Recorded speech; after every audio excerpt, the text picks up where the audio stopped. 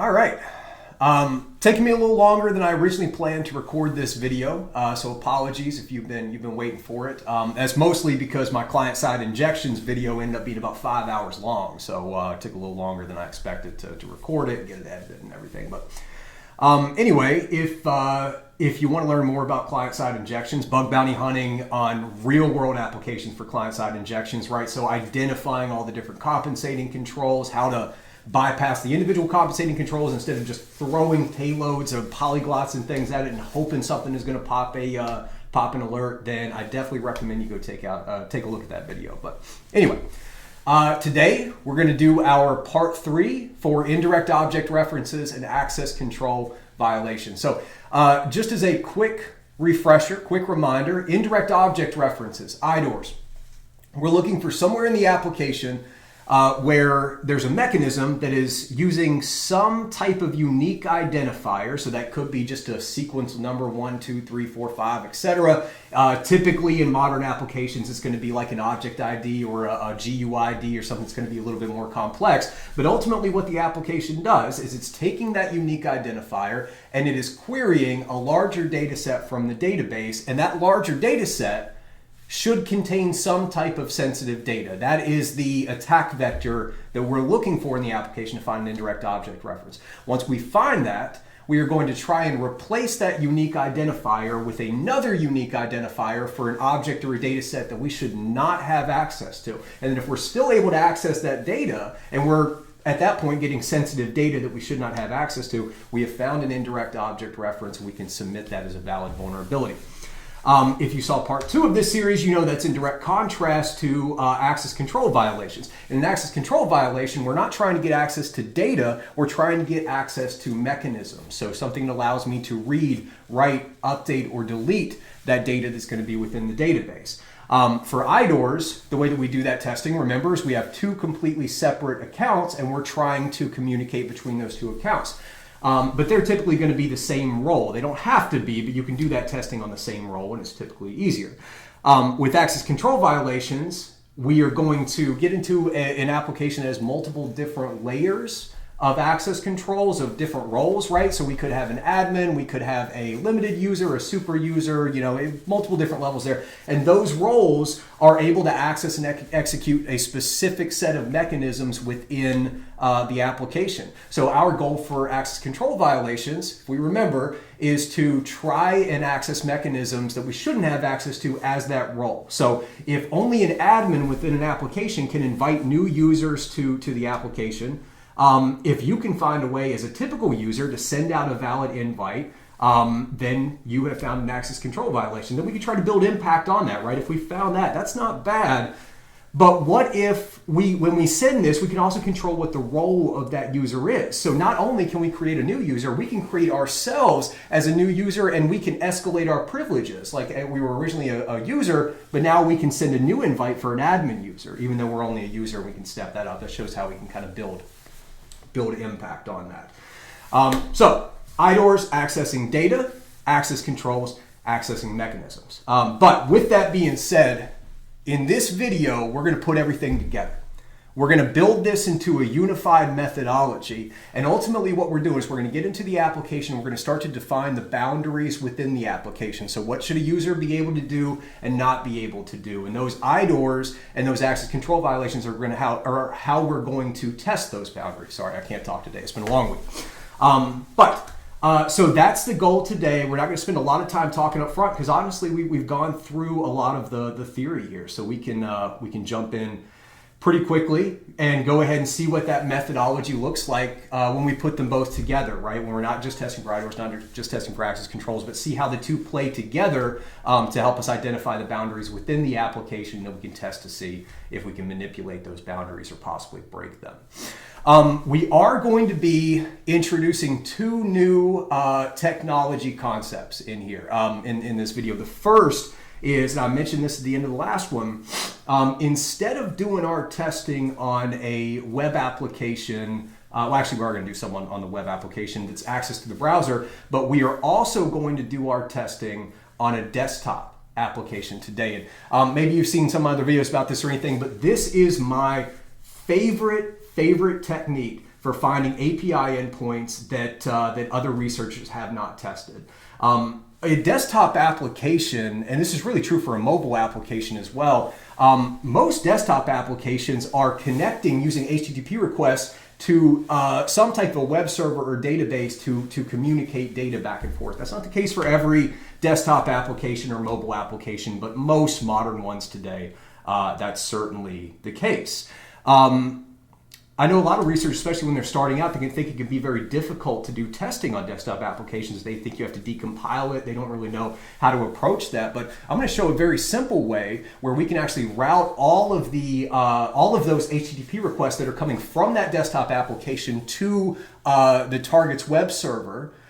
We can route all those calls through the Burp proxy, through our operating system, and then just by the nature of using the desktop app, we're going to be able to capture all of those requests, and we'll be able to do testing on them just like any other API endpoint, right? But that's hopefully going to allow us to find endpoints that have not been tested that much.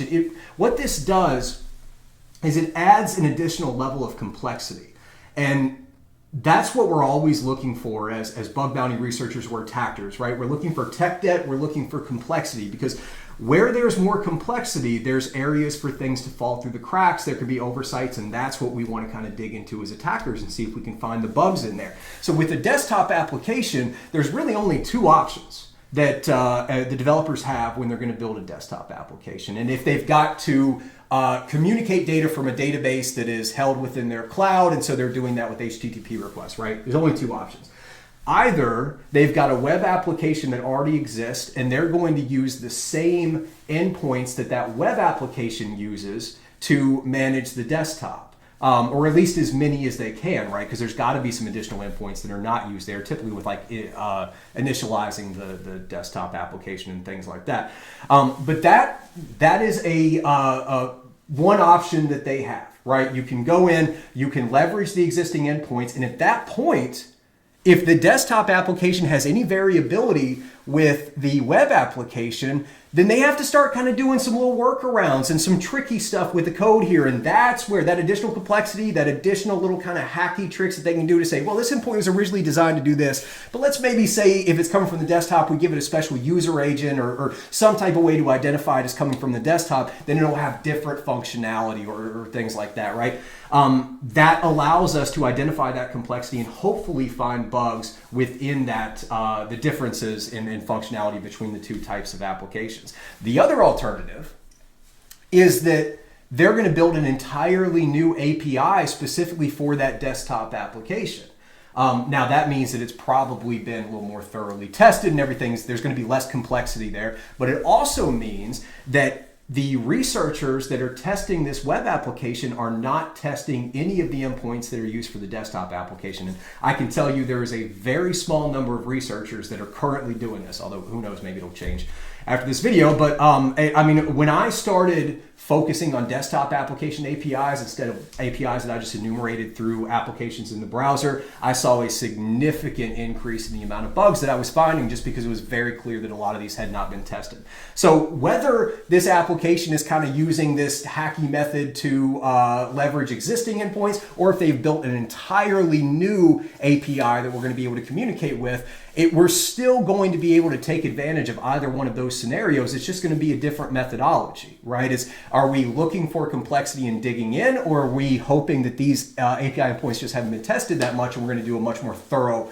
comprehensive type of test with that? The last section that I want to go through here is we're also going to run into a WebSocket when we are going through our testing here.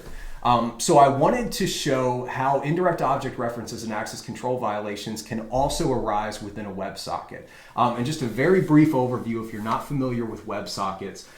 So HTTP requests, typical traffic when you're communicating with a web application, it is not stateful, it's stateless. And what I mean by that is there is no connection that's maintained between your client, your browser, and the web application in the cloud. Every individual HTTP request is read in isolation with that application to say, okay, who is this coming from, et cetera, et cetera. That's why you have to send your API key for every request and everything, just as one example, right? But it's HTTP, HTTPS are not stateful protocols. The WebSockets were designed to solve that problem, right? Or at least when that becomes a problem, when you need to establish a stateful connection, you would use WebSockets for that. And so what that looks like is there's an initial process of establishing this connection through the WebSocket and saying, okay, this is who I am, this is the data that I'm accessing, these are the, all these different things. And that may be constantly confirmed as the WebSocket is communicating back and forth, but ultimately there's an initial instantiation to where you're getting in and telling that WebSocket connection what data you're accessing, who you are, etc. So for IDORs and access controls, that changes the way we test. We're not going to look at every individual request that we're sending and every individual mechanism. Instead, we're going to look at how, when that WebSocket is initially connected, what information are we telling the WebSocket? Can we trick it to think that we are a different user using a unique identifier of another user or something, or a different role or anything else potentially? And WebSockets are not typically as thoroughly tested compared to regular endpoints. I think it's just a little bit of an unfamiliar technology to some people, especially beginners. But right, as we always talk about, the less testing there is, the more opportunities for you to find your first bug. And I promise it may seem intimidating at first, but they're really not that. Establish the connection, tell them who you are, and then after that, the WebSocket requests are typically just data that's going back and forth. A lot of times it's just JSON data. So we'll look at how the WebSocket is initially connected, how we are proving who we are, and what data we're going to manipulate, etc. But then we're also going to look at those individual requests that are going back and forth from the client and the server. Once it's connected, what are they doing? Are they also sending any unique identifiers that we can possibly manipulate? Is there something within each of those requests that continues to declare our role that we can possibly manipulate as well, or point it to a different data set? So that's the plan. We're going to be looking at Figma, which Figma is a very cool application that's designed for standardizing your client side code in your application, right? So different design choices, things like that. And it's got an online platform that allows us to collaborate while we're doing that, right? So it's a really cool app with a lot of complexity in it, right? It's a collaboration tool. So we can spin up our desktop application, and we are going to log into our server there, and that desktop application is going to establish a connection. And at that point, we can manipulate all of these different design utilities and the teams and the roles and everything within this application through the desktop application, and we'll be capturing those in the Burp proxy and manipulating them and testing on them. So let's go ahead and get the screens flipped here, and we'll get started. So this time we're going to have a little bit of a different setup that we need to do before we can actually get everything going. And you can see here that I'm on my Windows machine. I'm not actually going into a virtual machine or anything else. We're going to do everything on our Windows operating system here. All you're going to need is Windows. You're going to need a web browser, so I'm going to use Firefox, and then you're going to need Burpsuite installed on your Windows machine here. That's it. It's really as simple as that. So the first thing that we need to do is we need to set up our proxy on our Windows operating system so that any HTTP requests that are leaving this machine, leaving this operating system, are going to be routed through Burp's proxy before they go out. So we need to start by getting Burpsuite set up. I'm going to come over here and open this up. Should take just a second to pop up here. There we go. Okay, so I'll do a new project. I will call this one demo like I usually do. And we'll just use the Burp defaults. That's totally fine. So once this comes up, it keeps wanting to go to a screen that I'm not sharing, so that's super great. Our Burp proxy here, we can turn intercept off. Our Burp proxy, once we configure our Windows, is going to have all the traffic coming through it from every single application and browser, and even the Windows operating system that's constantly sending traffic back and forth from the Windows web servers.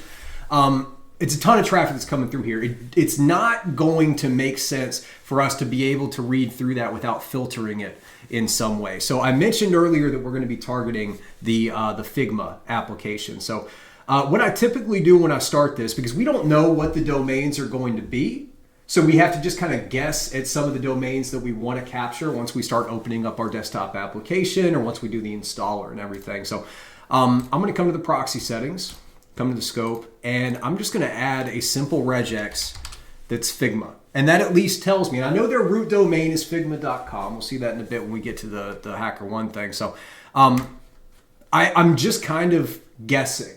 And that's what I do when I go through the scope, I look at what their domains are, I think about the name, I kind of anticipate what is the simplest regex string that I can use here to catch as much of the traffic coming from the desktop application that I know is in scope without hopefully not getting a bunch of extra noise or anything is coming through. So Figma's probably a pretty good guess there. So that's all we need to do for that. Let's go ahead and come back here. Now our intercept is on. You can see there's no traffic coming through now. Let's go ahead and get our web browser brought up here. And we can just do figma.com. Okay, and now if we come back, we'll see now the browser is not actually sending everything through the proxy yet because we haven't done anything to modify our operating system. So just to confirm that everything is working so far, I'm going to come up here. We're going to route everything through Burp with this extension. I will click on this again, and we should see we do some traffic to figma.com that's coming through there. Perfect.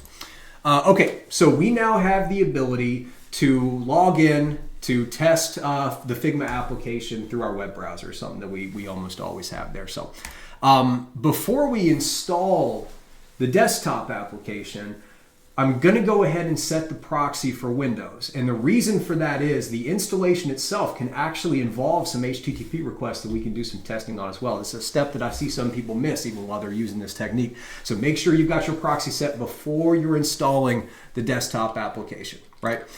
So what we do to do that, we can come and click on the search bar down here, and then we're just going to type in, you can actually see it already on my history, we're going to type in proxy settings.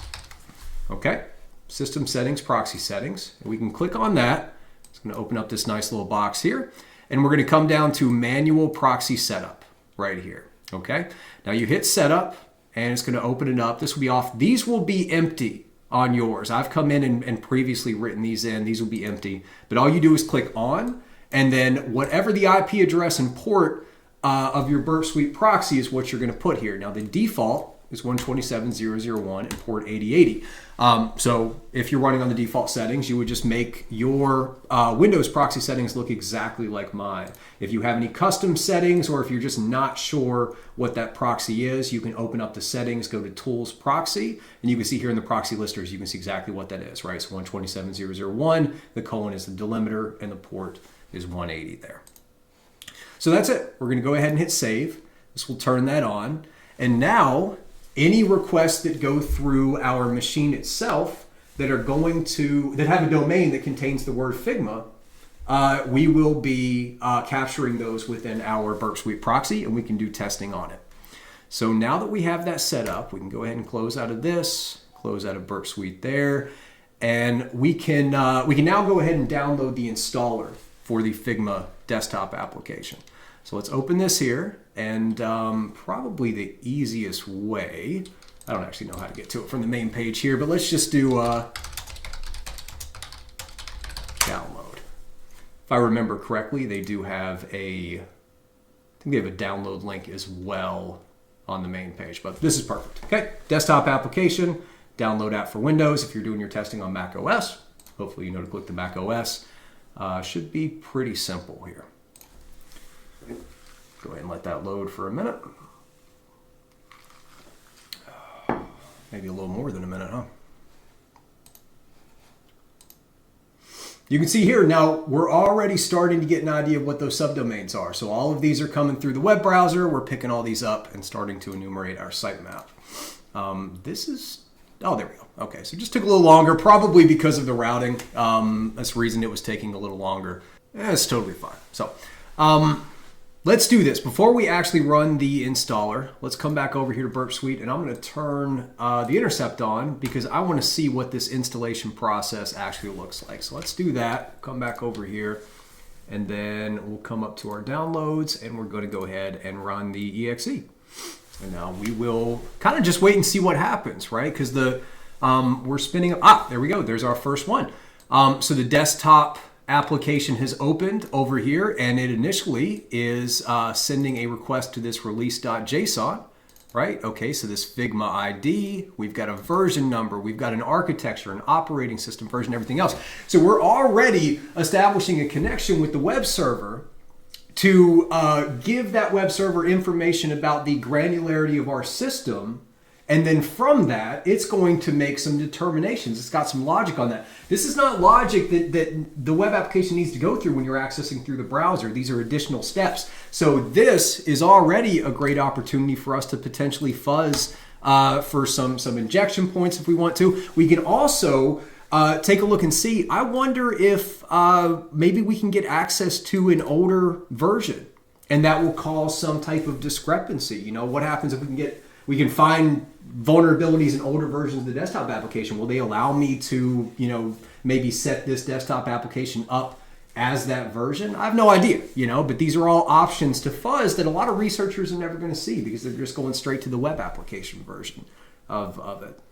So let's forward that there. We're getting some local files here. It looks like pulling some data, pulling a download file as well, right? So some other endpoints that we can fuzz. Although that's interesting. Yes, we're starting to get into some, oh, this is Windows, never mind. Why is Windows getting caught in here?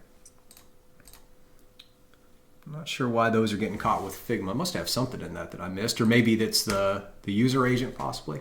I don't know. And now we're going to a login page. I would imagine that if you were to come and copy this URL and bring it back over to our browser, will this redirect us? Oh, I'm still intercepted, aren't I? Oh, shoot. Okay. We'll check that in a second. Or actually, why don't I just do this? I think if I drop this off, we should be able to do that there. No, I can't because Windows is still routing everything through the proxy. So that's a neat thing there. Cool. Okay, we'll span through a little bit, but that does look like it's accessing just the typical login page.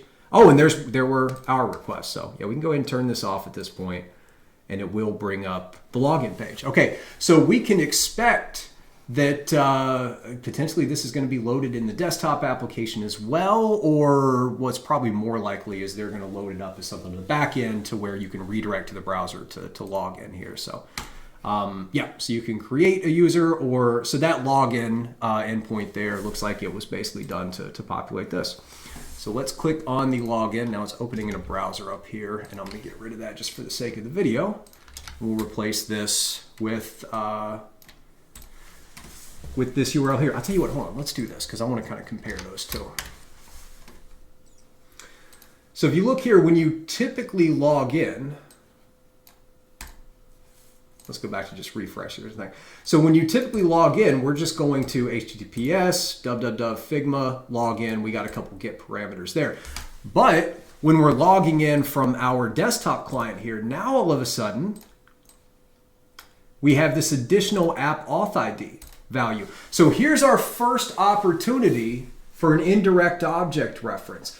Would it be possible for us, if we were to steal another application ID value, does that give us access to some data we shouldn't have access to? Because this ID is probably pretty trivial to get either through HTTP requests, or I mean, even more likely, if something's stored in the file system, it can be, you know, any type of spyware, malware, anything, we'll pull that right off. So local file stored on Windows, and this ID is most likely, it's either got to be coming from the web server and HTTP request, or it's got to be stored locally on the file system. Somewhere this ID is being pulled, which means we can potentially get access to that. So already we're starting to see some discrepancy, some complexity between using the desktop application to using a web browser to access this data.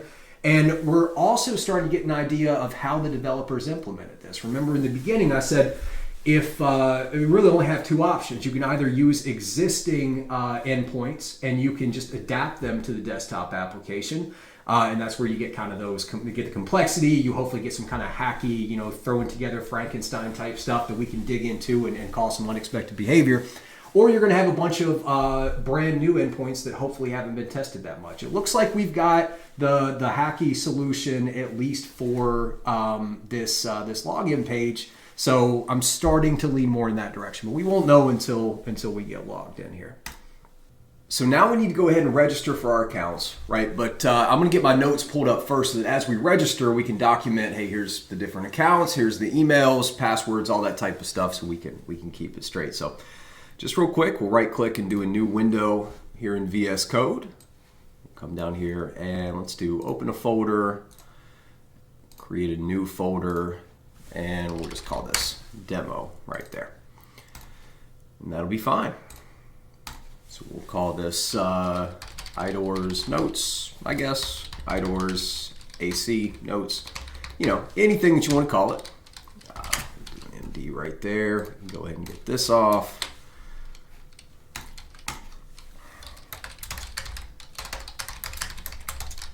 IDORs and access controls. Figma. Okay, perfect. So let's go ahead and register for our accounts, right? So we can create an account here. We'll click on that. And it looks like we can either use Google, which remember is OAuth. That's different than single sign-on down here. It's another video series I'm going to do in a little bit. But we'll go ahead and use our HackerOne here. So the arson at wearehackerone.com. And then we're going to do our plus notation again. So I'm going to do plus, and we will do demo user 1. And I'll copy this. So when we create our second one, we can do demo user 2.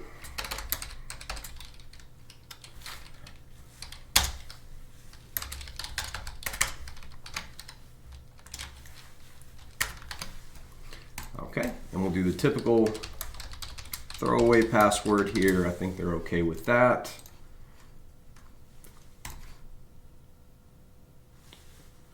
Yeah, looks like they are. Okay, and their registration system right here, very easy. You go in, just put an email. So this is using the HackerOne email forwarding. It's going to send this to our Gmail, or send it to HackerOne and then forward it to our email account there. So we will have to copy that and bring it back down. So let's go ahead and grab this. And I do have the new account. So just so you can see, bring this down here. Very simple email, right? So I'm just going to right click on this. I will copy the link address. We can get rid of that.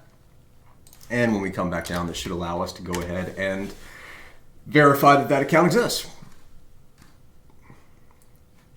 All right, perfect. And now we get to do this. So I'm just going to call demo user 1, right? We'll have 1 and 2. And then we should be able to just click through everything else here, right? So what kind of work do you do? We'll just do other, sure, at a company, yep, nobody, whatever, that's all fine. We have the ability to go ahead and invite some other emails. I don't see any options for roles right now. So I don't know exactly how this works. I don't know if there is granularity in the roles or not. So we'll have to dig in and find out. But I'm just gonna skip this for right now. And once we get into the application, we can go in and actually start inviting some other people to that instance of the application, right? We want to go through and create another account, but right now we're creating our accounts for IDORs. So we want them to be completely separate accounts so we can test the boundaries between those two separate instances. And then once we get into the application, we can test the boundaries within it as well. All right, so okay, a bunch of other values. These are all going to be probably added onto the user object. Obviously, we're going to pick starter there because I don't want to spend any money. And we'll just go ahead and pick this one for the first one. I'll probably do the other one for the next account. So now we've got our instance of the application here. And it's actually, if we open this up, so it's dropped us into one of the collaboration boards automatically. It's created a default one here, right? We can kind of drag it over and I think Control plus. Yeah, we'll give this a little bit bigger, but so this will go ahead and give us an idea of what the application is, what it's designed to do already, right? So here you can see a basic Figma board that's created, right? It's almost like a PowerPoint slide or something that's laid across this open workspace. But what we can do now is we can invite other individuals that would work on the UX or UI team. I probably should have mentioned this too. So that's user experience and user interface, right? So basically these design teams, they work together to basically lay out what a web application is going to look like. So when a new feature comes out, the software engineers will work with the design team to say, okay, the software engineers go say, here's how it's going to work. Here's what we need to do as far as a technical standpoint, what we're trying to build. And then the design team will come say, okay, well, here's what it's going to look like. You know, Here's what the main page is going to be. Here's all these different, when you go and purchase something, right? So this would be a new application or a new feature within an application. So again, this is the data that we want to target here. If we can get access to any of these Figma boards, any of these, well, they're basically pictures, right? But these designs that will show new features that are coming out within the application, that is how we can demonstrate impact within this application. Again, Figma is one that we actually use at Flowcast. And so our design team is constantly working with this tool together, to collaborating, remotely to build out the designs for the new features that are coming in our tool. If that were to get, leaked for whatever reason, then our competitors could go and see what our new features are going to be, right? It's not a good situation for us. So that's what Figma is trying to prevent. This is the data that we're trying to secure. Now, obviously not these canned examples, but the ones that other companies are using there. So as a bug bounty researcher, that's the data that we want to target. Any way that we can get in and get these sensitive information within these Figma boards, if we can get access to another account to get that, that's what we want to test. So for an indirect object reference, I would be focusing on accessing any of these designs that either my individual user doesn't have permission to access within this instance we just created, right? So if there's multiple different teams, individual team members are going to have access to certain boards. So can we get access to others? That's not as impactful, but what we really want to do as attackers, where we can really show impact here with this application, is if we can get access to these Figma boards or any of these designs for a completely separate instance of the application. Right, so let's say, if I just come and create this free instance here, or anybody else does, but then they could get access to our design boards for my day job for Flowcast, that's what we do not want to happen as a customer of Figma. So that's what Figma is trying to prevent. So let's get out of this board itself. Like I said, when you create the new account, here we can just go back to files. Yeah, so when you create the new account, the first thing they're going to do, as you saw, is drop you into one of these workspaces, right, or projects, whatever you want to call it here. So if it's a design file or a FigJam board, I guess is what they're calling as well. So two different types of workspaces, but it drops you right into one that you've created. So what we're looking at now, this is the actual management user interface or management platform for your instance of the Figma application. Right, so you can see here's our actual user. If we come down to settings here, right, the name, email, which this is really our username, and then just some of the generic other values, right, like job title was one of the ones we had to select. Looks like we've got a bit more information here for things that we can do for this. So this is all most likely going to be our user object, which is something that we can try to get access to. We want to get access to other user objects to potentially exfiltrate data. So that's going to be one example of somewhere we can do an IDOR testing for. And now just looking at this, I don't see any other way to invite anyone to this larger instance of the application. So I almost want to say that when you sign up for an account, you get your own private instance of the Figma application. Because if we come up here, right, this is the highest level, right, demo user 1 is logged in, settings, but there's no way to invite another user into this platform itself. This really looks like more of your own personal platform to manage everything that you're doing across multiple different teams, right? You've got the ones that you've recently viewed, you've got different shared files, shared projects. So this is demo user 1's instance of the application that allows them to begin interacting with these multiple different teams that are out there across the Figma, universe, whatever you want to call it, right? Down here we have our actual team. So it looks like when you create an account, you also automatically have a team created. Okay, so, and let's actually come over here because I want to get an idea of this. Okay, so we've created an account with this user. So we have this larger user account that encompasses what we are accessing now. Now, under that, we have a team. Let's just go teams, right? Because it looks like we can do multiple ones, right? We can create multiple different teams. Let's just try demo user 1, team 2, I guess. I don't know.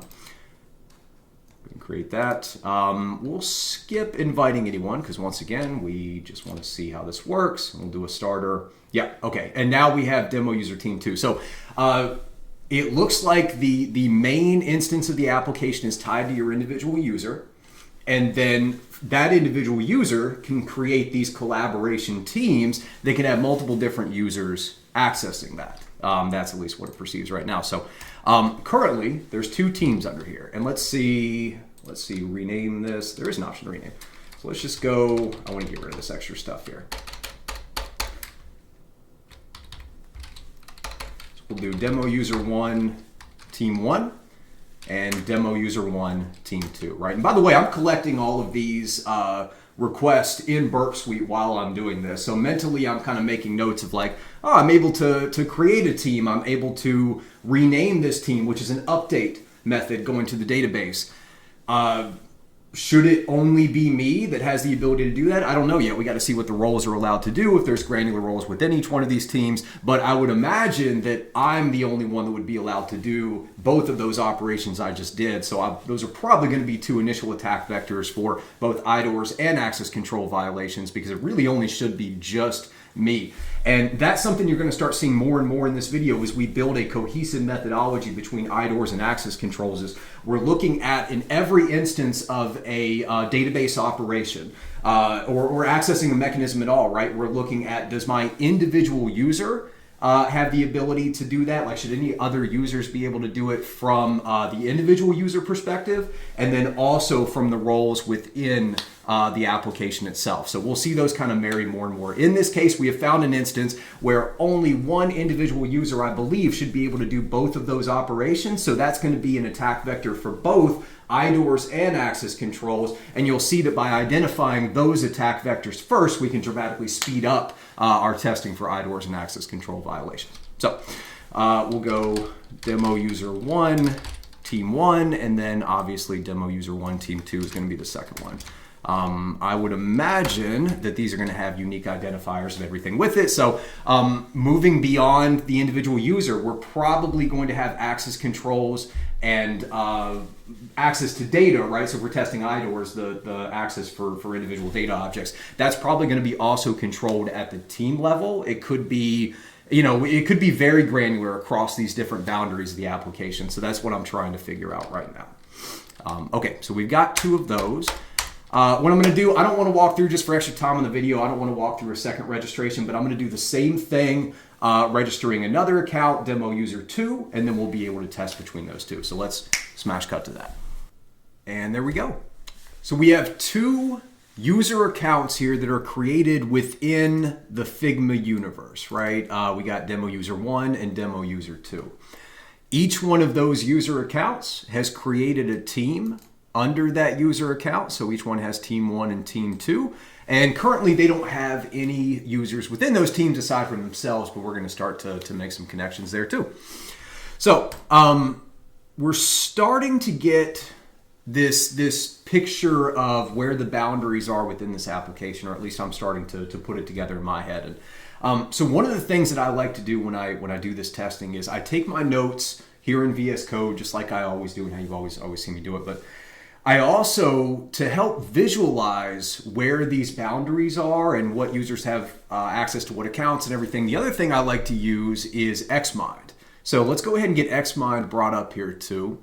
XMind is a tool, just a way to visualize your notes a little better. This is something that I usually use both of these at the same time. It's something I haven't demonstrated on my videos before, but really, really great to help you visualize, especially like application architecture and things like that. So I'm just going to come in and select this one. You can use any of these chart layouts that you want to use. This is how I typically like it, and we can delete those here. Okay, and so there you can see we have our central topic. So the way that a mind map works for taking notes is you have this central topic, whatever you're looking at, and then your notes are going to be building off of this central topic. So for us, we're going to use this to visualize what user accounts we have, what individual objects and things are within those user accounts or within the different parts of the application, what's connected to what should have access, should not have access. So that's the reason I think XMind, especially for IDORs and access controls, can be a very, very valuable tool.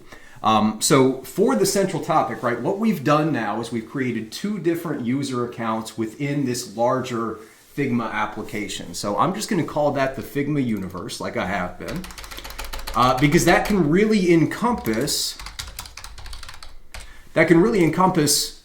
anything within the application. That's any subdomain, anything like that, because we don't know how many different applications they have yet. We don't know what their infrastructure looks like. So we're just starting from this one central topic. We know that we have their entire technology stack, everything they have across all their different services is what we're calling the Figma universe. And now what we've done is we've come in and created these two different users. Let's actually do it from this side over here.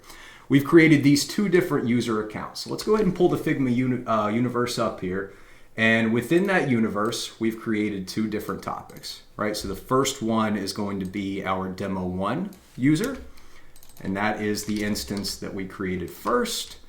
And then our second one is obviously going to be our demo user 2. Whoops. There we go. Forgot we just move it like that, make it a little easier. Okay, so we have their larger application space. We have the two instances that we've created, and now we've also created these teams within each one of these demo user environments. So they're kind of tied to each other. So within this, let's create two different subtopics. Whoops, go back over here, and we'll do the same thing down here. And this is going to be demo user 1, team 1. And obviously we'll have team 2 down here. Get that.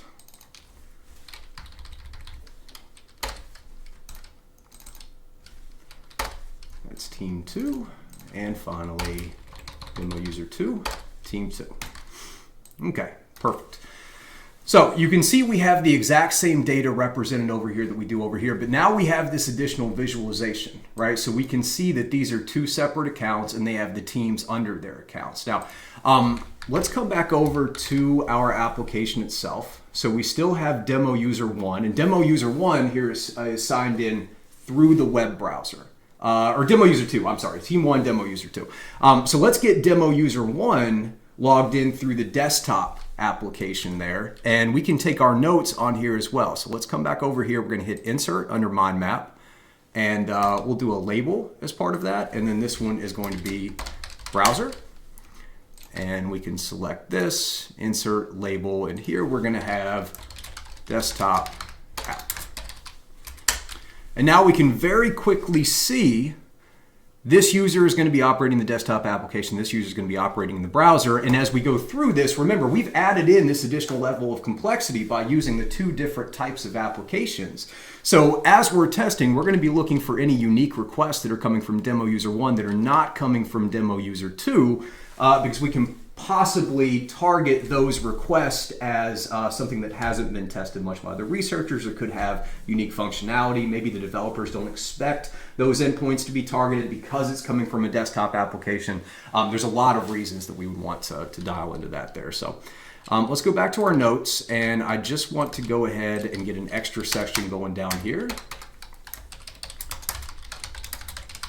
Attack vectors, and then within this, we're going to go unique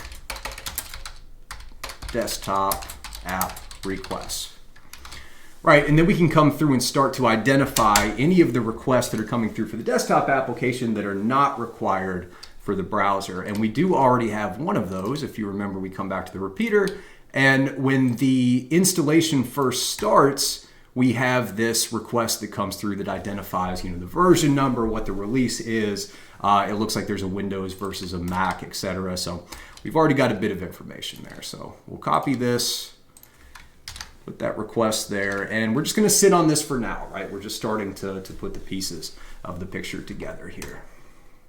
So now let's go ahead and start making connections between these two separate instances, right? So we've got user 1, team 1, team 2, user 2, team 1, team 2. So I want to have user 1 up here be added into team 1 for demo user 2. So here we come over to team 1. We can open up the team project, or actually, oh, it's right here. Okay, so the project seems to be another layer under the team. it looks like. Anyway, we'll find out here. So, but here we have the ability to invite into the team, and then under that, it looks like we can create individual projects, right? So let's go ahead and hit invite. We could do it by a length. Okay, so there's two different ways we can get that. So we could test this logic as well. There could be some way to circumvent this, but we're going to focus on by email. Let's go ahead and come over here too, because we're starting to get, so we're starting to get an idea of the roles as well within this. Okay, so this is demo user 2. So we need to get team 1 added to that. So let's go ahead and send this over. And now we have some different options. So in team 1, we're going to come down here and we will add in this user. And in parentheses, let's see. So, okay, with a link, it looks like we can't set them as an admin. But if we come in and send this to the user directly or the email directly, we can set them as an admin. So I don't think I want to test the boundaries around there, because you can assume, and this would be similar to in part 2, it looks like there's no difference between an admin and the actual user when they create this account for the team. So I don't want to create another user with the same role, because that's not really going to help me. So let's start with a can edit right here, and we'll send that over for demo user 1. So can edit right there. And then let's come over to team 2. Let's send another invite as well. And I will paste their account again. But in this one, they're only going to be able to view, right? This is only going to be read only. So for this, remember, with role-based access control, we're looking to access mechanisms that we should not be able to access. So if they are very explicitly saying, hey, with this role, you can only view projects within the team, you can only perform the read operation within create, read, update, and delete in CRUD, then I can come in to, with demo user 1, in team 2 down here, I can only view it, and I can try to perform any other version of CRUD on any mechanism. And if I can do that, that's going to be a very easy way for me to recognize that I've bypassed the access controls. So let's go ahead and send an invite there as well. We'll come over here. We're just going to copy this. But down here, we can only view. Perfect. And now let's go ahead and we bring my email back here again. So now we have a different email. We've got 2 of them as well, right? Because we just sent 2 here. So now to demo user 1. Yep, they're the same thing. So 2 of the exact same emails have been sent that says, hey, welcome to Figma. You've been added. You're not going to be able to set everything up, but you can come in and join this instance here. So let's right click on this. Copy link address. And once again, it looks like when we join, the first thing that we do is create a file. So you don't just join, you go in and immediately create a file. So what is a file? Is a file synonymous with project? Probably not, because it looks like there's multiple different things under this team project. So I'm starting to picture now, we have the user instance, and then you can create a team. It looks like the team has projects under that, and then below that there's individual files stored within the project. So could be granular permissions among each of those. I could be just making some assumptions, but we'll have to see here. Anyway, so we right click on this. I think I've already done this, but I'll do it again. And come over. Actually, no, now from here, I'm going to need to do this in an incognito window, a private window over here, because otherwise it's going to share the existing session. So, okay, we've come back over. Now it looks like it's going to have us log in again, which is kind of strange.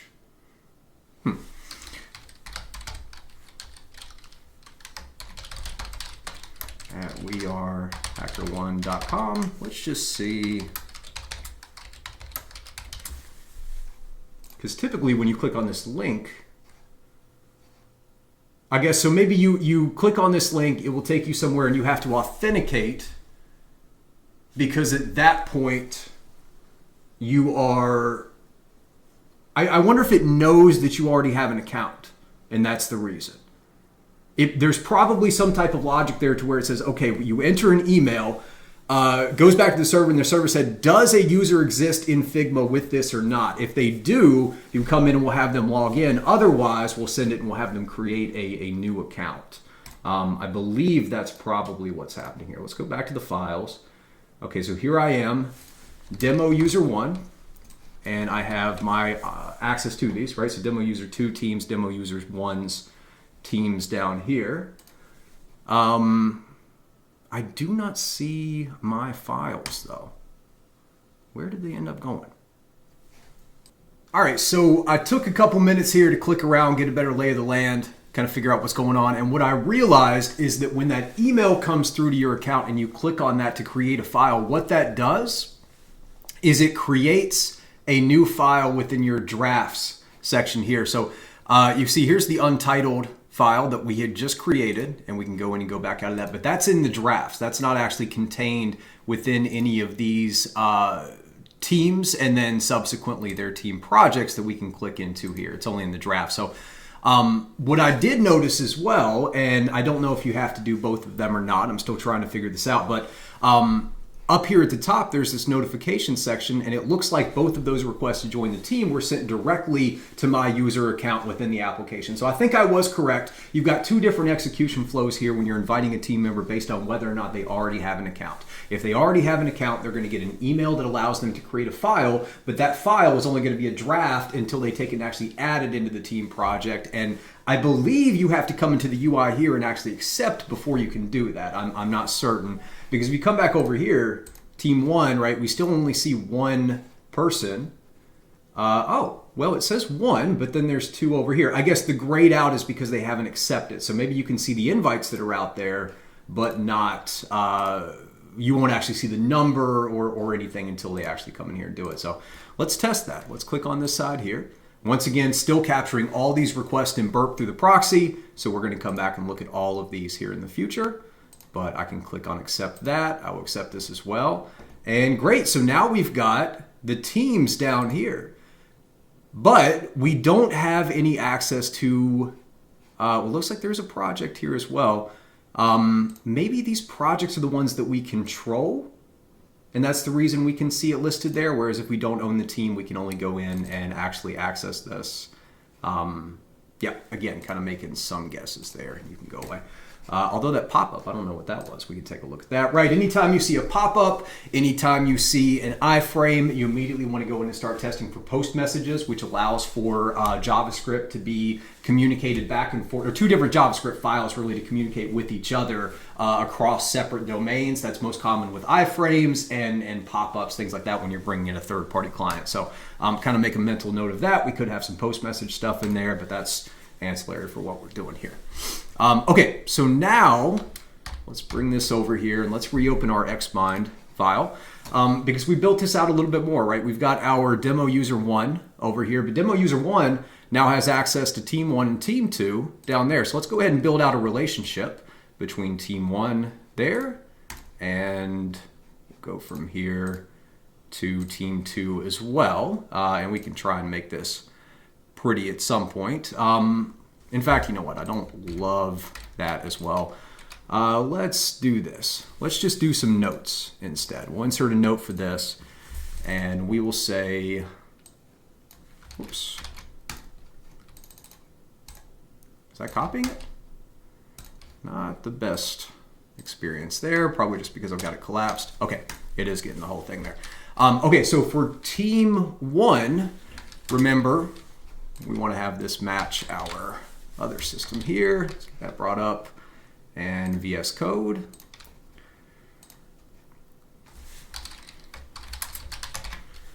All right, so for team 1, this user should be able to edit, and for team 2, it should only be able to view. Now, of course, we could go and get the same thing set up the other way, but that's not really necessary for what we need to do. So I'm pretty happy with this. Right? Because ultimately what I'm looking for is boundaries. So we have a boundary here, and we have the additional complexity of the desktop app versus the browser. So we can test between these two. We also want to test between these individual teams. So now we have different permissions and things between that.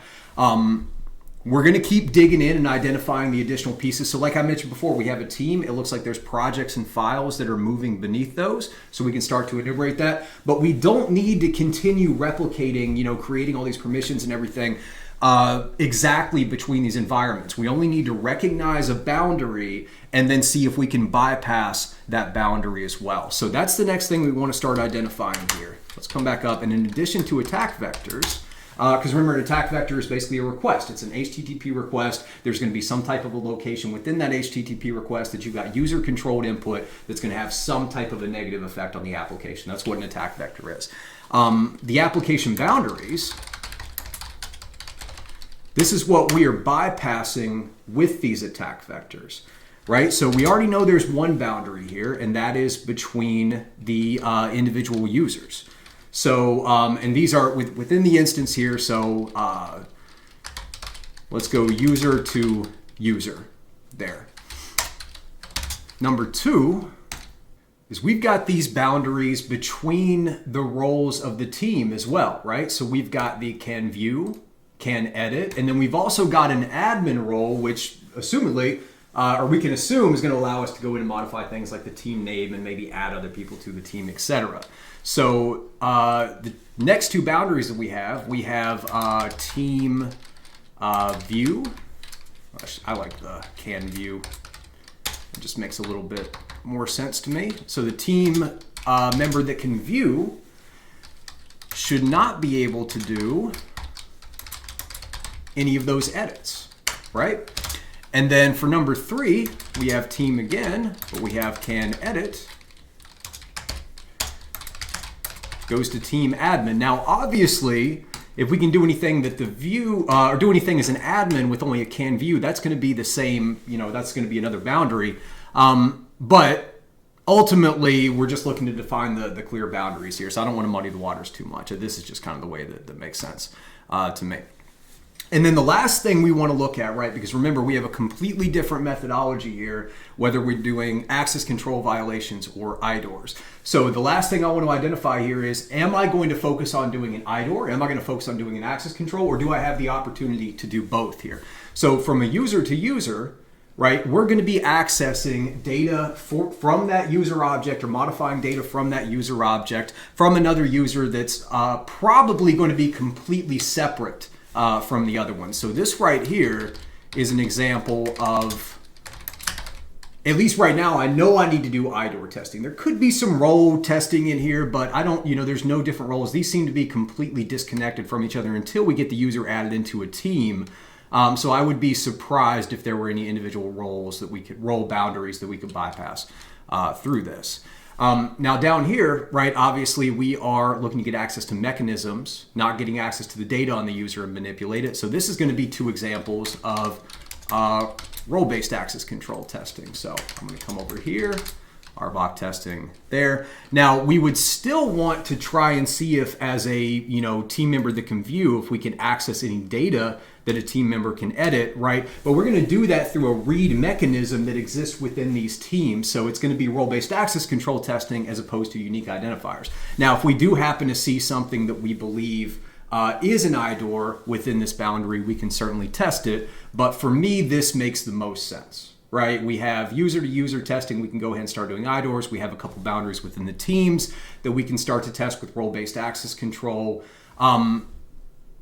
And we can continue to dig into this. So I know, like I mentioned before, there's the projects that are under the teams. It looks like there's files that are under that as well. So let's continue digging in there. Let's see if we can get a good idea of what the kind of shape of the permissions of these boundaries look like. And then we can start actually sending some requests and doing the test there.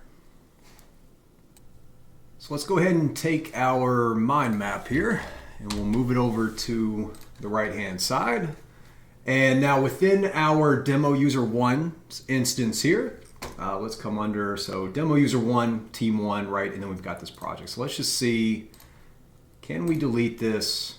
We can. Okay, so we can delete, create. I'm guessing we can update. Obviously we can read because it was sitting there. So I do believe I'm correct that within the team, you can have multiple different projects. So let's go ahead and do arson 1 for the project here. And there's some additional permissions for each, well, the same permissions. But this looks like it's tied to the project. So invite only. So we have a few different options. It looks like either the project can inherit the role-based access control from the team, or you cannot do either and just set it as an invite only, so only individual users are going to be able to access that. So that's interesting. Let's come back over here first before we actually make this. Those are a couple boundaries that we can go ahead and do. So we have the project, and we essentially have the same, well, just this boundary here. Doesn't look like there's specifically an admin option here, but we do have the boundary of going from can view to can edit, right? Make sure I'm not missing anything. I'm not, yep. So we have this same boundary here. Let's do this. That's the best way to do it. Paste that. Okay. So we have an additional boundary here for users that can view it, that should be able to edit. And then also, let's copy this here, because we do have another boundary that says project invite only. This one should be project as well. And I guess what makes more sense here, let's get rid of this. So what we're accessing is the invite only project,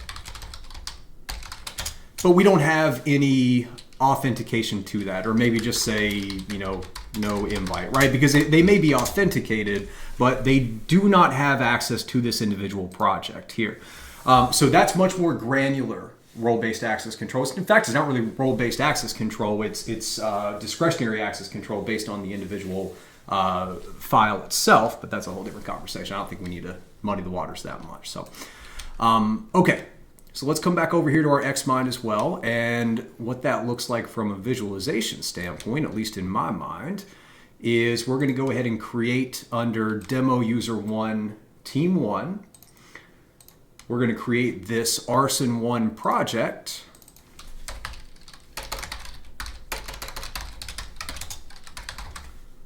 Right there. And you know, I kind of want to do this as well. Let's do, because we have these different levels, let's do that. Should have copied the space, would make it easier. There we go.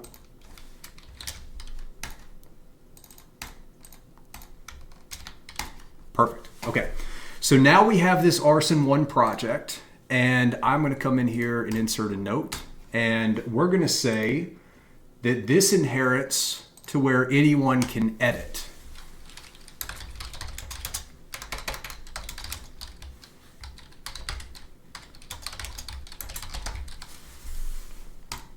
And that's how we'll create those. So let's go ahead and create that project there. And okay, so now we've got that in here. Over here, we've got the team project for demo user 2. Let's open this up and get that deleted as well. I think we can delete it over here. Delete, that's fine. And we'll add a new project. This one's going to be arson2, just so we can have a different name. And for this one, we are only going to allow, we are not. Okay, so obviously some limitations here we would have to get professional to overcome. So we're not going to be able to test that boundary. I guess we can't set this as only inheriting to view. Can we set it as invite only? We can't as well. Okay, so unfortunately, we're not going to be able to test an additional boundary there unless we were to purchase the professional. Maybe Figma has a way to allow us to do this, but I don't know of it right now. So, but we do have the updated set here. So we have the team level, and then we have the project level. So those are a bit of additional complexity that we're adding in there. We can inherit the role-based access control from here, or we can give individual access controls based on the file itself. So we could probably do, or the project itself, sorry, because I think we do have another level, which we should see there, the files. And then we also have these additional boundaries that we've identified. So can we access anything within this project till we have no connection to that team whatsoever? Actually, that's really the way to do it. Let's call that, let's not in team, because that's really it. It's the user is not in the team, but can access the project that is owned by the team when it's invite only. And this would be a boundary no matter what, but again, we're in the same way that can view goes to admin is really covered with this branch here. Being completely unauthenticated and being able to access any of these is another boundary we can test later. So to set expectations for this is just like with everything else we talked about, this is going to be a constant process. So I'm just picking out the initial boundaries that look interesting to me, or kind of just the ones that are standing out. But this is always going to be a constant process. So these notes are going to be built up more and more and more. We'll dig in, we'll test a couple attack vectors, we'll come back, we'll probably identify additional boundaries throughout our testing, and these notes are just going to build more and more and more. So just like with everything we've shown up until this point, the more time that you spend, the more you dig into this project, you're going to identify more attack vectors, the ones that are tested less and less. And you can hopefully find ones that haven't been tested, and there's actually going to be a valid IDOR access control bypass somewhere in there. But I'm not choosing these for any reason. This is just kind of going through and picking out the boundaries that stand out to me, and simultaneously kind of enumerating what the application looks like. Right, so like I said, let's come back over again. We've got our project, and then within that project, it looks like we have files. Right, so let's open this here. Go ahead and open this up, and we'll just create a design file. And yeah, it opens up here. Let's just go file arson1 as well. We can name that. And if we go back to the files, we do have that right there. Now, if we can right click on this, I don't think there are individual permissions. So maybe every file within the project inherits the permissions that are given to that project. I don't see anything yet that tells me we can do more granular permissions for each file within a project, although that could be the case. So let's just put this here for right now, and we'll do file. And we called this one, I don't remember what I called this one, and it's too small to see. File-arson1. You would think I'd be able to remember that since I typed it 2 seconds ago, but here we are. Camera's on me. I'll lose 20 IQ points. Just happens. Okay, let's bring this back over here now. I don't want to make any notes about this yet because I don't know that this actually inherits those permissions, right? I'm kind of thinking that maybe you can do more granular permissions within a project itself, but maybe I'm wrong. Maybe I'm wrong. So, but now we've got a little bit of a clearer picture. I don't think there's anything below this file, at least not one that I want to start looking at yet. So within the Figma universe, we go in and sign up for an account, and that creates a user role here, a user account. There is a management platform through the GUI that we can go in and manage our user itself, as well as the teams, projects, and files that this user has access to. Below the user, it looks like we can make individual teams, and then we can invite other users within the Figma universe to come in and get access to this team. And there are different granularities between those where everybody within the team can edit the files, everybody within the team can just view the files. So different permissions within that, or at least with the projects. I don't know if that's specifically with the teams, right? But anyway, so within a single team, you're going to have multiple different projects that you can devise, so you've got some granularity there, and then you've got multiple files within that project that you can have, and I don't see much granularity within that at this point. What this tells me, at least to start, because remember with indirect object references, we are trying to access data, which is in the form of objects within the database. And then with role-based access control, we're trying to access mechanisms. So with this, we're starting to get a picture of our objects, right? So let's come back over here as well. We've got our application boundaries, and let's make a little bit more room. And we'll do objects like we had before, and then we'll do mechanisms as well, even though we're not going to start looking at those just yet. So the objects that we have a user object. Still making some assumptions. We haven't even looked at the request yet to confirm this, but based on everything I'm seeing with the application, I think these are fair assumptions. We have the user objects that are created right here. We have the team object.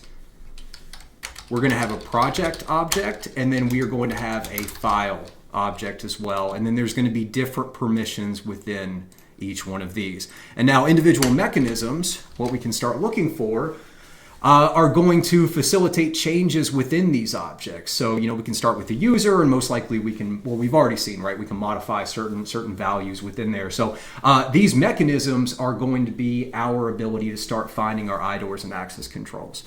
Specifically with IDORs, we are going to look for any mechanism that allows us to create, read, or actually probably not create. So read, update, or delete an existing user object, and that will allow us to test this user-to-user boundary, but we need to identify the mechanisms that are going to allow us to do that. So once we have an object that we're going to target, a mechanism we're going to use, an application boundary that we are going to test, those will all go together to form an attack vector. Then we can try to introduce complexity between the desktop application, the mechanism that comes from the desktop application and the one that comes from the web application in the browser to see if there's any differences. But ultimately, that's just going to be to introduce complexity and try to find techniques or a way to bypass this controls that somebody hasn't done.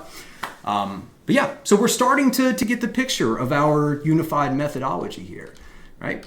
So let's go ahead and start finding these mechanisms as well. And like I mentioned, just the easier thing to do, I think, is to come back over here and we can start with our user, right? So we've got demo user 1, and we've got very clearly some mechanisms to modify this. So let's come over here with the user object, and we have change name, we have change email, change job title, change password,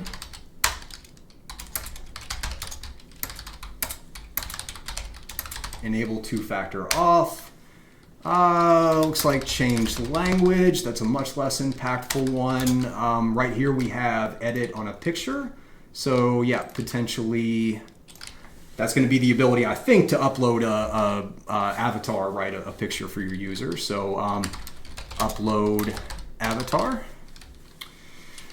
And that's probably fine for now, right? Multiple different mechanisms within that. Maybe if we come down here too, we've already seen a few others, right? So if I can open this up, we've created any of these. We can create all of these. So those are some additional mechanisms that we know we have, right? Let's go and do the team, project, and file, right? So we know we have the ability to create team, create project, and create file. We have done that. Now, we do have the ability to create users as well, obviously, but that is because of let's get our XMind brought back up here. Because each of these are going to be created within this larger Figma universe, we're not bypassing any access controls. The ability to, or doing the IDORs, we're not bypassing any security controls at all, right? The ability to create these users is open to everybody. So we don't need to identify that create mechanism. Whereas the team, our project, and our file, all of these have to be done from an authenticated perspective. So these create mechanisms are something that we can test because an unauthenticated user, or a user outside of, well, let's say the team, right? A different user should not be able to create a team for this user, right? If I'm demo user 2, I shouldn't be able to create a team for demo user 1. So now we have a boundary that we can test right there. That's our user to user boundary. That would actually be an IDOR as opposed to an access control, because what we would do is it's going to create a team that's tied to that individual user, and it's going to be identifying that individual user by some type of unique token, most likely coming from the session or anything else. So if we can trick that to create a team team project file, anything like that under another user, then that would be an indirect object reference. Now showing impact from that is very different. Remember, updates and deletes, and then sometimes reads. But yeah, those are the main ones we're looking for any of these types of testing. Unless it's like creating something that deals with authentication, right? If you can create an object that's like a session object or a new user object or something like that, then you can potentially bypass the controls that way.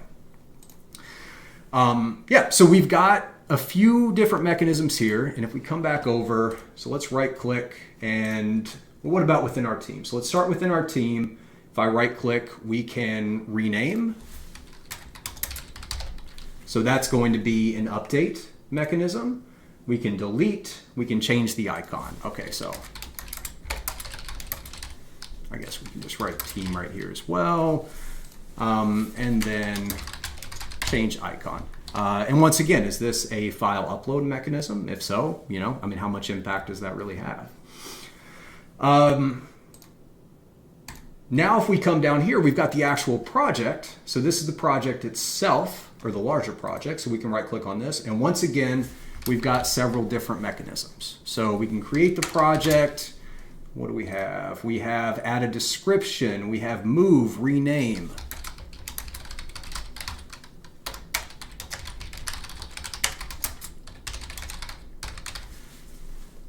Right, so update, probably an update, although this is more of, well, it's definitely an update, but it's updating the link between the project and the team, I believe. Move, I assume, moves it to another team. And then we should have, let's see, we can rename, remove from favorites, that's fine. We can transfer and delete. I don't know what, transfer, project, and delete.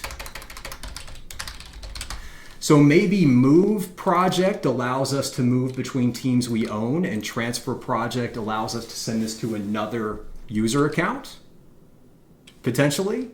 And if that's the case, can we weaponize this to get access to move a project from someone else's account into ours? Yeah, obviously all of those different tests there. And then the file itself, we do have a lot more options here. So the further down we go, the more options we get. And we'll just grab a couple, right? We get delete. What are the most impactful ones here, right? Open, I mean, maybe if you can read it, but I would honestly just want to, I don't know. I don't know how this works with the open yet. I believe that's going to involve the WebSocket and a lot more complexity than just getting access to a file object here that would have the data. We'll explore create new branch in a bit, but I think the main ones here are share, delete, and move file. Those are the three that I want to focus in on. So because those all involve changing the ownership of this file and potentially allowing me to access these sensitive files that I shouldn't be able to access. So once again, we're going to do share, we're going to do move, and we're going to do delete.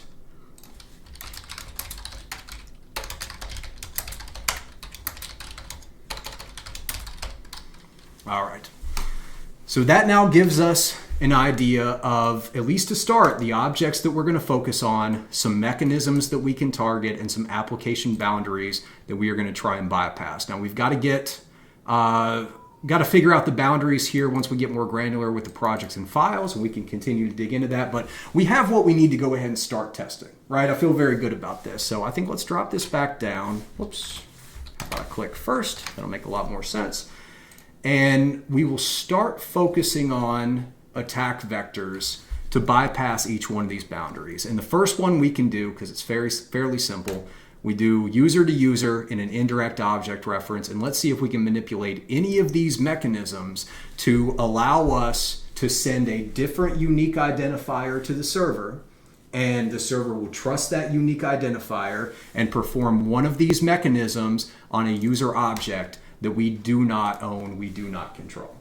So let's go ahead and get rid of our private browser, because we're not going to need that anymore. Remember, if we go back up to our XMind, we're going to do our testing for demo user 2 right here through our Firefox browser, and then we want to do our testing for demo user 1 through the desktop application. And once again, we're going to try to find any differences between the way those operations are happening, the way those mechanisms are actually executing, and then we can try and exploit hopefully the ones in the desktop application. We introduce complexity that we can exploit to try and find some actual data leaking or forced data to leak there. So let's come back to our desktop application. We're going to need to log in with our browser again. That will open this up here.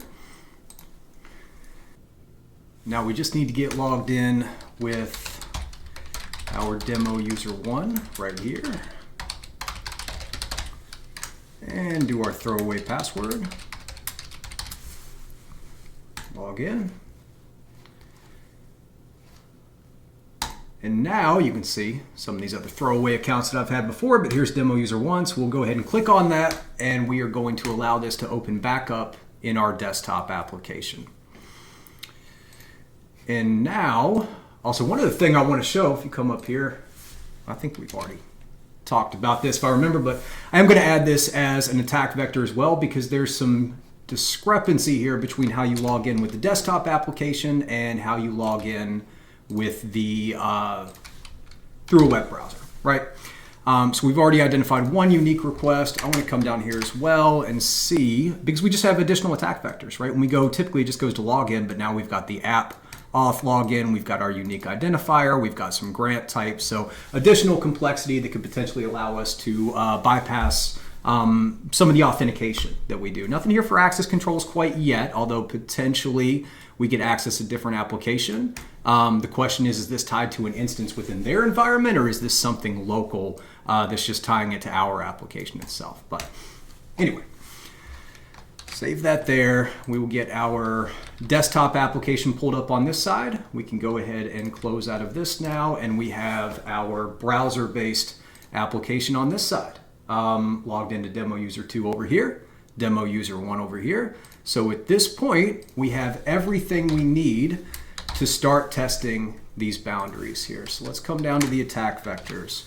And once again, we want to start with looking at some of these change user mechanisms, and we are testing the user to user boundary, which is going to, we're going to try to do an IDOR on that boundary. So we're going to try to find a unique identifier that will allow us to modify, read, delete, etc., the data of another user that we should not be able to have access to.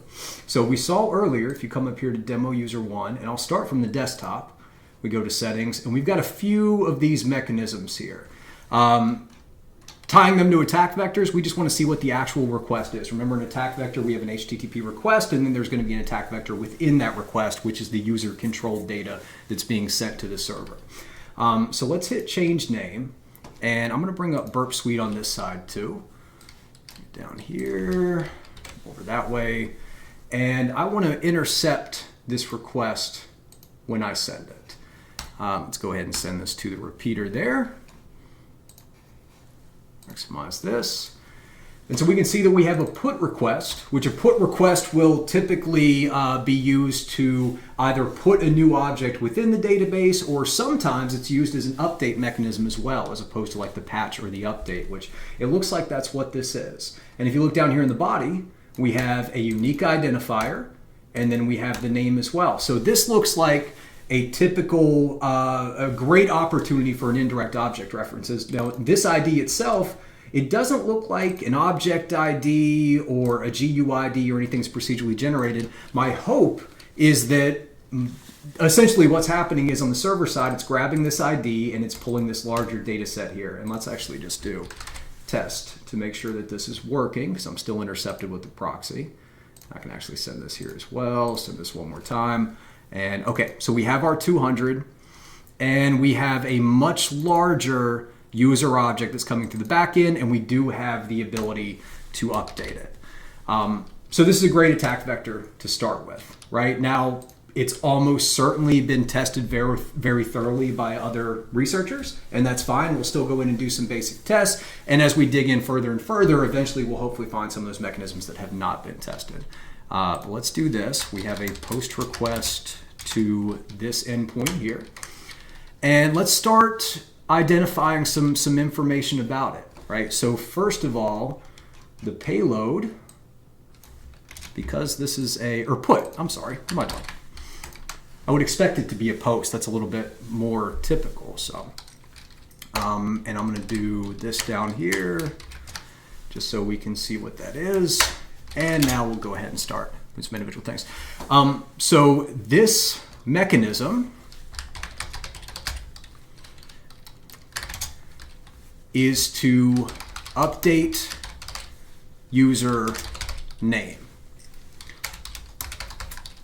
The aspect of CRUD that we're doing here is we are doing an update, and that is being performed on the user object. I don't think I have that in there as well, right? The object is going to be the user. We are attempting to do, or the boundary that we're attempting to bypass is boundary user to user, and then we'll write IDOR right there. And then because it's an IDOR, what we need to find now is the unique identifier that is being used to identify who owns this object. Now, my hope is that it's going to be this ID here.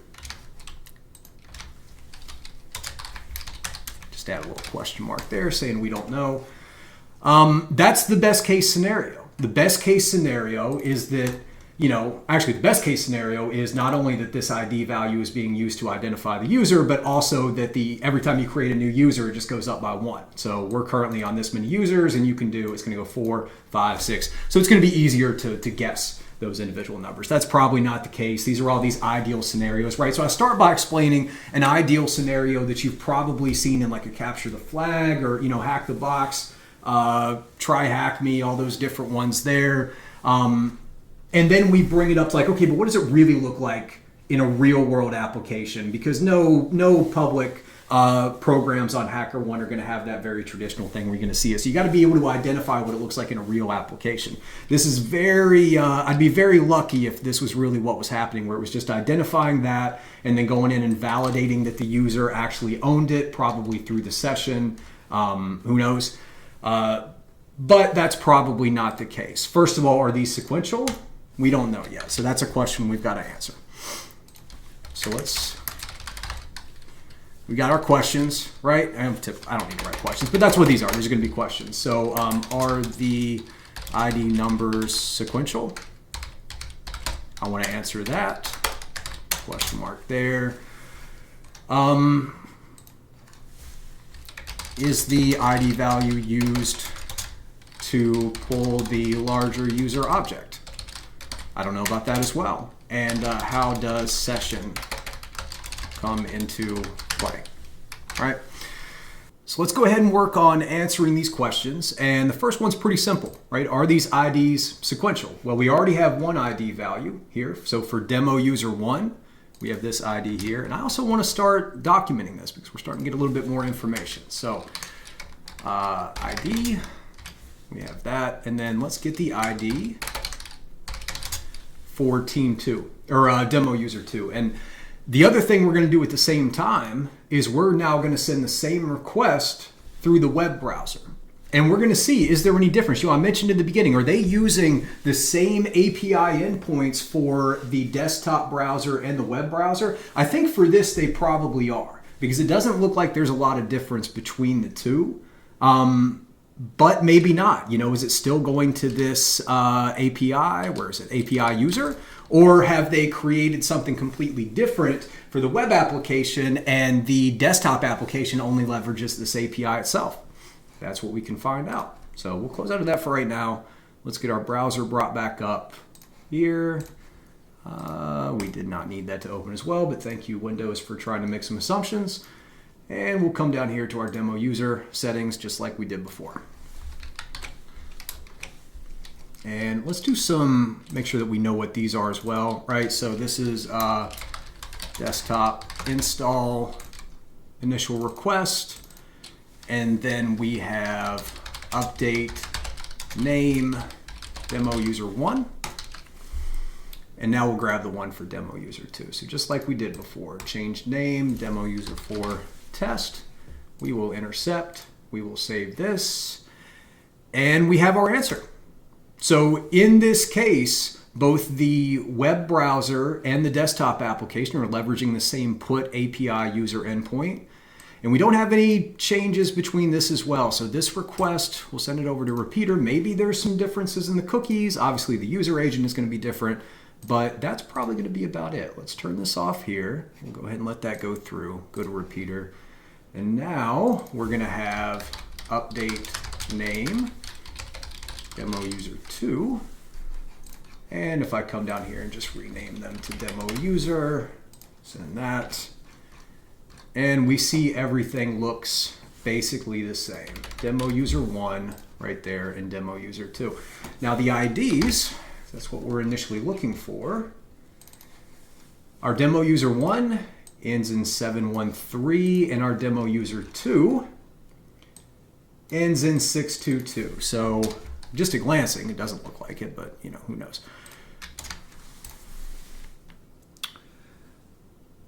So we have, at least for the first ones, some similarities. but they're not sequential, almost definitely not sequential. There's no way that between the time we made the first and the second account, I mean, I don't even know what that number is, but essentially billions, if not more, of accounts were created. That did not happen. So these are not sequential, but they're not really too difficult. I mean, it's a little difficult to guess, but it's not as difficult to guess as like a GUID or even an object ID or anything, right? We only have numbers to guess here. We don't have hex values. We don't have any dashes or anything to worry about. So this is not the greatest opportunity for an indirect object reference, but it's not a terrible one as well. So we have our answer to this. No, only digits, some pattern, and it starts with 133. I'll just put that there. I think that's fine, right? They're not sequential, but there's only digits and there's some pattern. It is easy enough, I think, to guess, and we don't know if we can exfiltrate it as well, but at least to be able to guess. I would say that if we find a valid IDOR, it's probably not out of the question to say that we could guess other random users, especially considering how many different users there could be. So I don't have any problem showing impact through brute forcing with this just because there's only digits. Once you get up to hex values and the longer it gets, it can be really, really difficult to try and make the argument that you can guess that ID value. But okay, so we at least know if they're sequential, right? And if you see my other videos, especially the client side injections video, this probably makes more sense. But a lot of what I'm doing when I find these attack vectors is I start to probe a little bit to see if it's worth my time. So that's what I'm doing right now. Is this worth my time? Well, the IDs are a bit sequential. This is not the most secure way if they are using this ID. So there's enough information here from answering that question that I can move on. And it's worth my time to answer the next question, right? Is the ID value the one that's actually being used to pull the larger user object? Now that can be kind of difficult to really identify. One thing that we can do, because there's really only two options, right? Well, three, I guess. Something coming from a header, which now that I say that, we've got this Figma user ID and a value there. So that may be something that's identifying as. I'd be really surprised if they were identifying the user from a header, but it's not out of the question at all. Maybe this is more of like a validation. But then it also could be coming from the cookies and most likely from the session here. So let's get rid of any of these cookies that we don't need and go ahead and move these out of the way first. I don't think we need the recent user data. And then we've got a lot of these Figma dot. So Figma.session, Figma.mst, let's get rid of that. The rest of these here, I don't know. Typically if you, these especially we can get, or this one right here, we can especially get rid of. Typically if you have a single underscore, it's a tracking cookie. I don't know what the difference is between these underscore host Figma and the other ones. This is just Figma session, but it's possible that the cookies are different. Well, even based on the request, do they both have those? They both have all these same ones. I don't know what the difference is between those hosts there, but let's see, is it just the session token? Let's first of all send this again, make sure everything's okay. We're still getting to 200. So let's get rid of everything but the session token. And now we're unauthorized. 401, so that is literally an unauthorized. That's not, 401 and 403 can be very similar. It's not saying, I don't know. What are the other ones up here? That could be saying a lot of stuff. I don't know what this DID is. I'll tell you what, let's just start getting rid of these one by one. So we got rid of the DID. We still have a 200. This one's auth in and then actually has some data that's looked like it's stored in there. Let's come up here and do this. Let's get a pointer section up as well.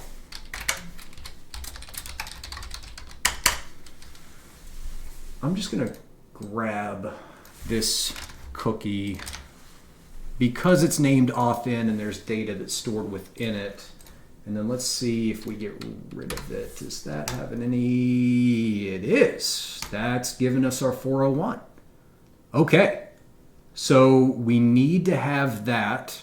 So are they identifying the user through this somehow? Because this has data that's stored within here. Let's go ahead and copy this and send it over to the decoder. Smart decode. And this value, I believe, matches our user ID as well. So we have a user ID here. We have a user ID in the cookie. This is really interesting. And then we have this like dot notation. So looks like a random sequence of strings. This very clearly says auth in. And then we have another value that looks similar to a few other things that I've seen here, but it's not a standardized. It's not like an MD5 sum or a hex value or anything like that. But there's multiple different ways that we can do this. So, okay, I'll move this off of this here. And we can come back over here. I'll tell you what, let's just grab this, and then let's also grab the header.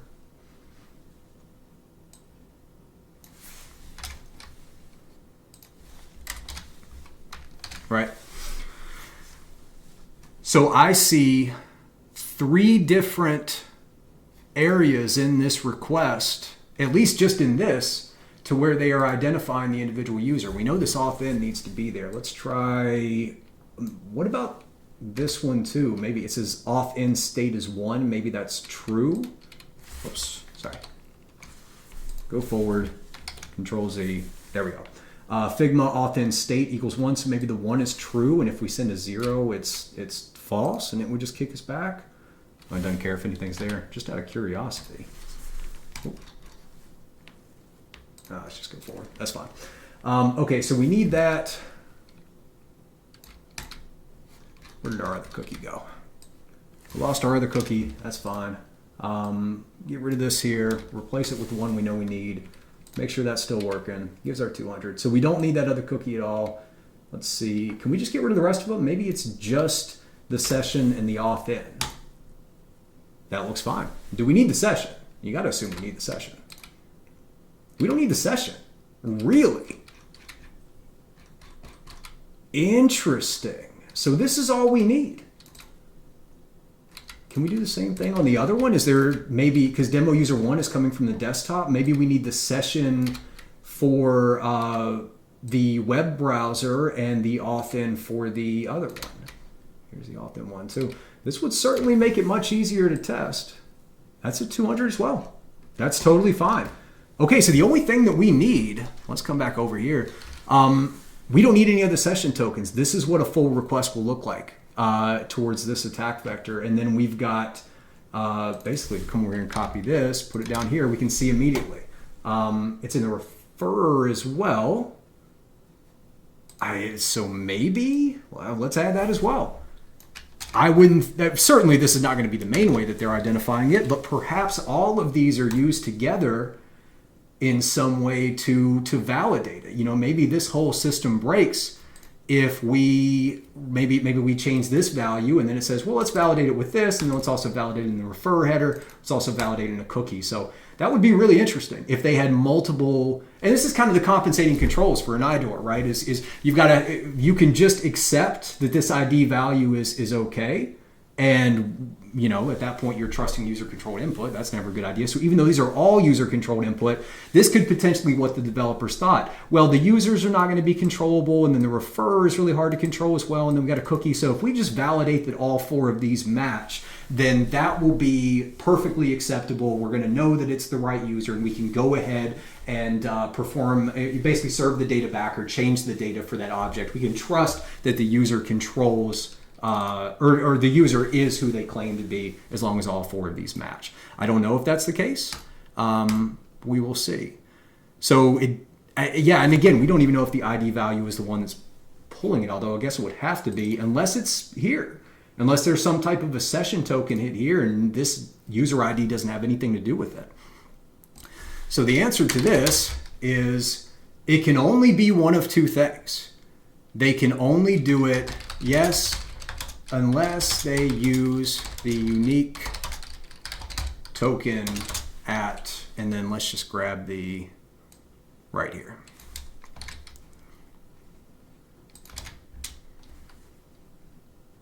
And we'll add some single quotes around that, make it look a little nicer. Perfect. That's the only option, because this request goes to the server and it changes it. Either they are using one of these ID values to identify. I guess they could use the name as well, but that's the name that's being changed. So that doesn't make any sense. This can be whatever test is changing over here. So no, there's no way they can use that. So they're either using these values here. Very close. Maybe this is a team value here too. But anyway, sorry, got distracted. They're either using one of these values here, or they are using the value of this key value pair in here, and maybe there's some type of combination of that. Maybe they check this and then validate it with a key and then go in there and test that, etc. But that's the only two it could be. That's the only two it could be if this works. And then how does session come into play? Well, not at all. Cookie isn't needed unless this value here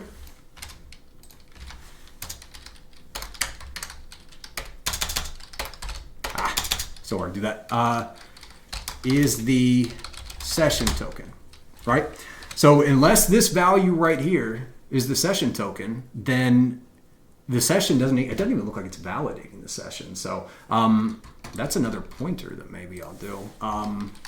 In fact, let's just kind of modify this here. Is only cookie needed to validate, or to, let's just say, change user object. That'll work right there. Okay, so we've started to dig in a little more. We have identified an attack vector, right? It is going in to modify the user name.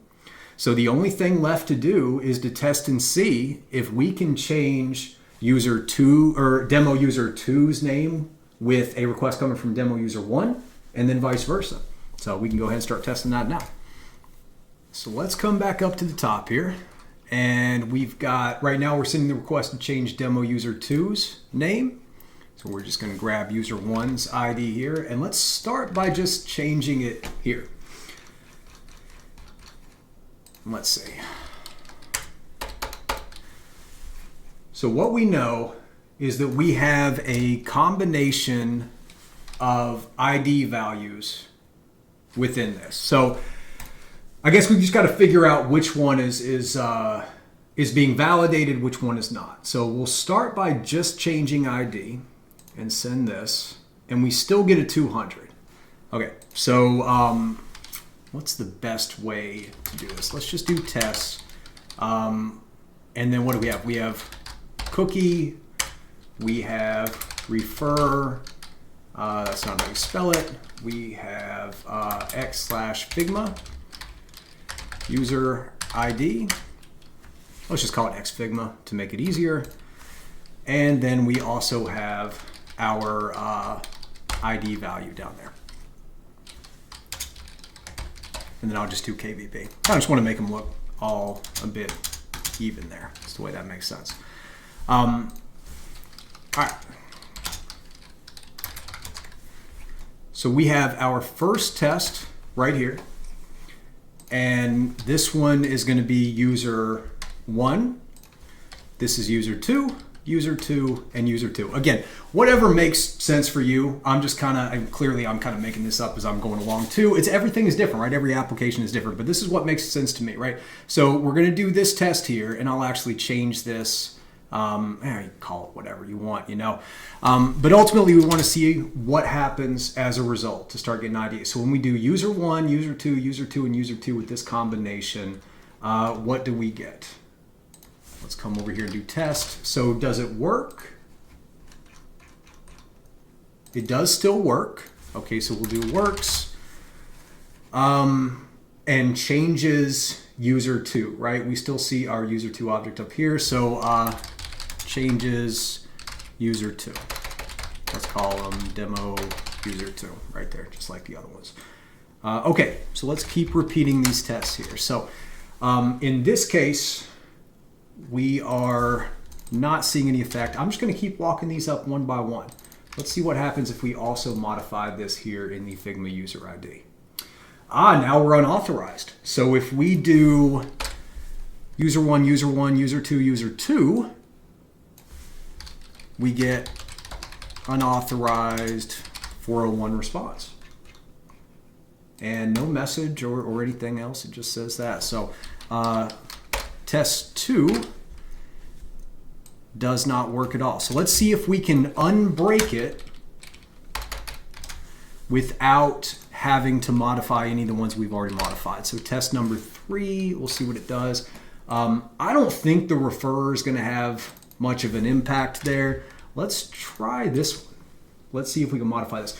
And the great thing about this cookie, anytime you see a cookie that's storing data, the first question you should ask yourself is it validating the integrity of that data?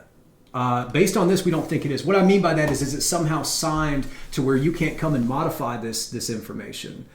Typically, it's going to be like with the JSON web token. You know, you've got the header, then you've got the payload, and then you've got a signature that's used to validate it. Usually when you have any type of a cookie, especially something that's a session token that stores data, then you would want to have some type of integrity check to make sure that this has not been modified by the user. And that integrity check is just going to take some part of the information within this cookie, specifically probably this data storing thing that can be changed, and then sign that with some unique code that's stored on the server side that we would never have access to. So the idea is that if I come in here and I modify this to be this new user value,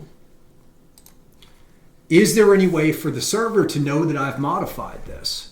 So if this had like a dot, blah, blah, blah, blah, blah, blah, blah, like that, then I would probably say, okay, this has been, you know, signed by some type of a secret or anything. But we don't see that here. It's just a raw data store. Now, what could be happening is they are signing this user ID with something in the back end and just appending this as the value of it.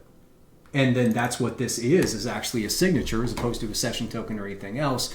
We don't know, but just glancing at it, it doesn't look like it has any integrity built in. Integrity just meaning that when the server receives the request, it's confident that it has not been modified by any malicious attacker. And obviously we are modifying it because we've captured it in our proxy here. So let's send this now with the updated auth-in token. And once again, we still get an unauthorized. So when we do user 111, we get the same thing, unauthorized 401. So let's do our final test. Well, not our final test, but I think we have that right there. No, I don't. At least the final main one here, right? So test 4, and let's just see if by some chance the fact that this referrer ID is causing that. And it's not, right? Okay, and I just kind of left it there because I would expect. So based on these tests, it looks like either some combination of the ID and this header are used to identify the user, but this value here has to come into play somehow. It's either signing the integrity of this cookie or of this value, or it's a session token. I'm not sure. I'm thinking more of a session token than anything else, but it doesn't seem to have any impact on, there doesn't seem to be a way that we can modify these, at least initially, to where we can get it to accept that. Now, the one thing that we have not tried, and we can go back here to our first request, we'll do demo user 1 test, is let's just see if we can get this demo user 1 identifier with this ID. And maybe that's it.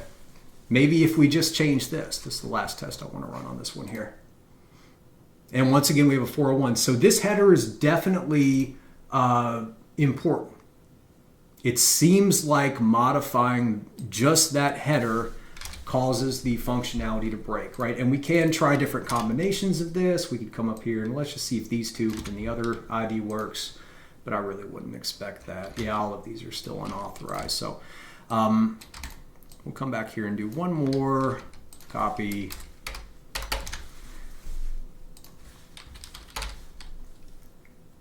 Then what do we have? 2, 2, and 1.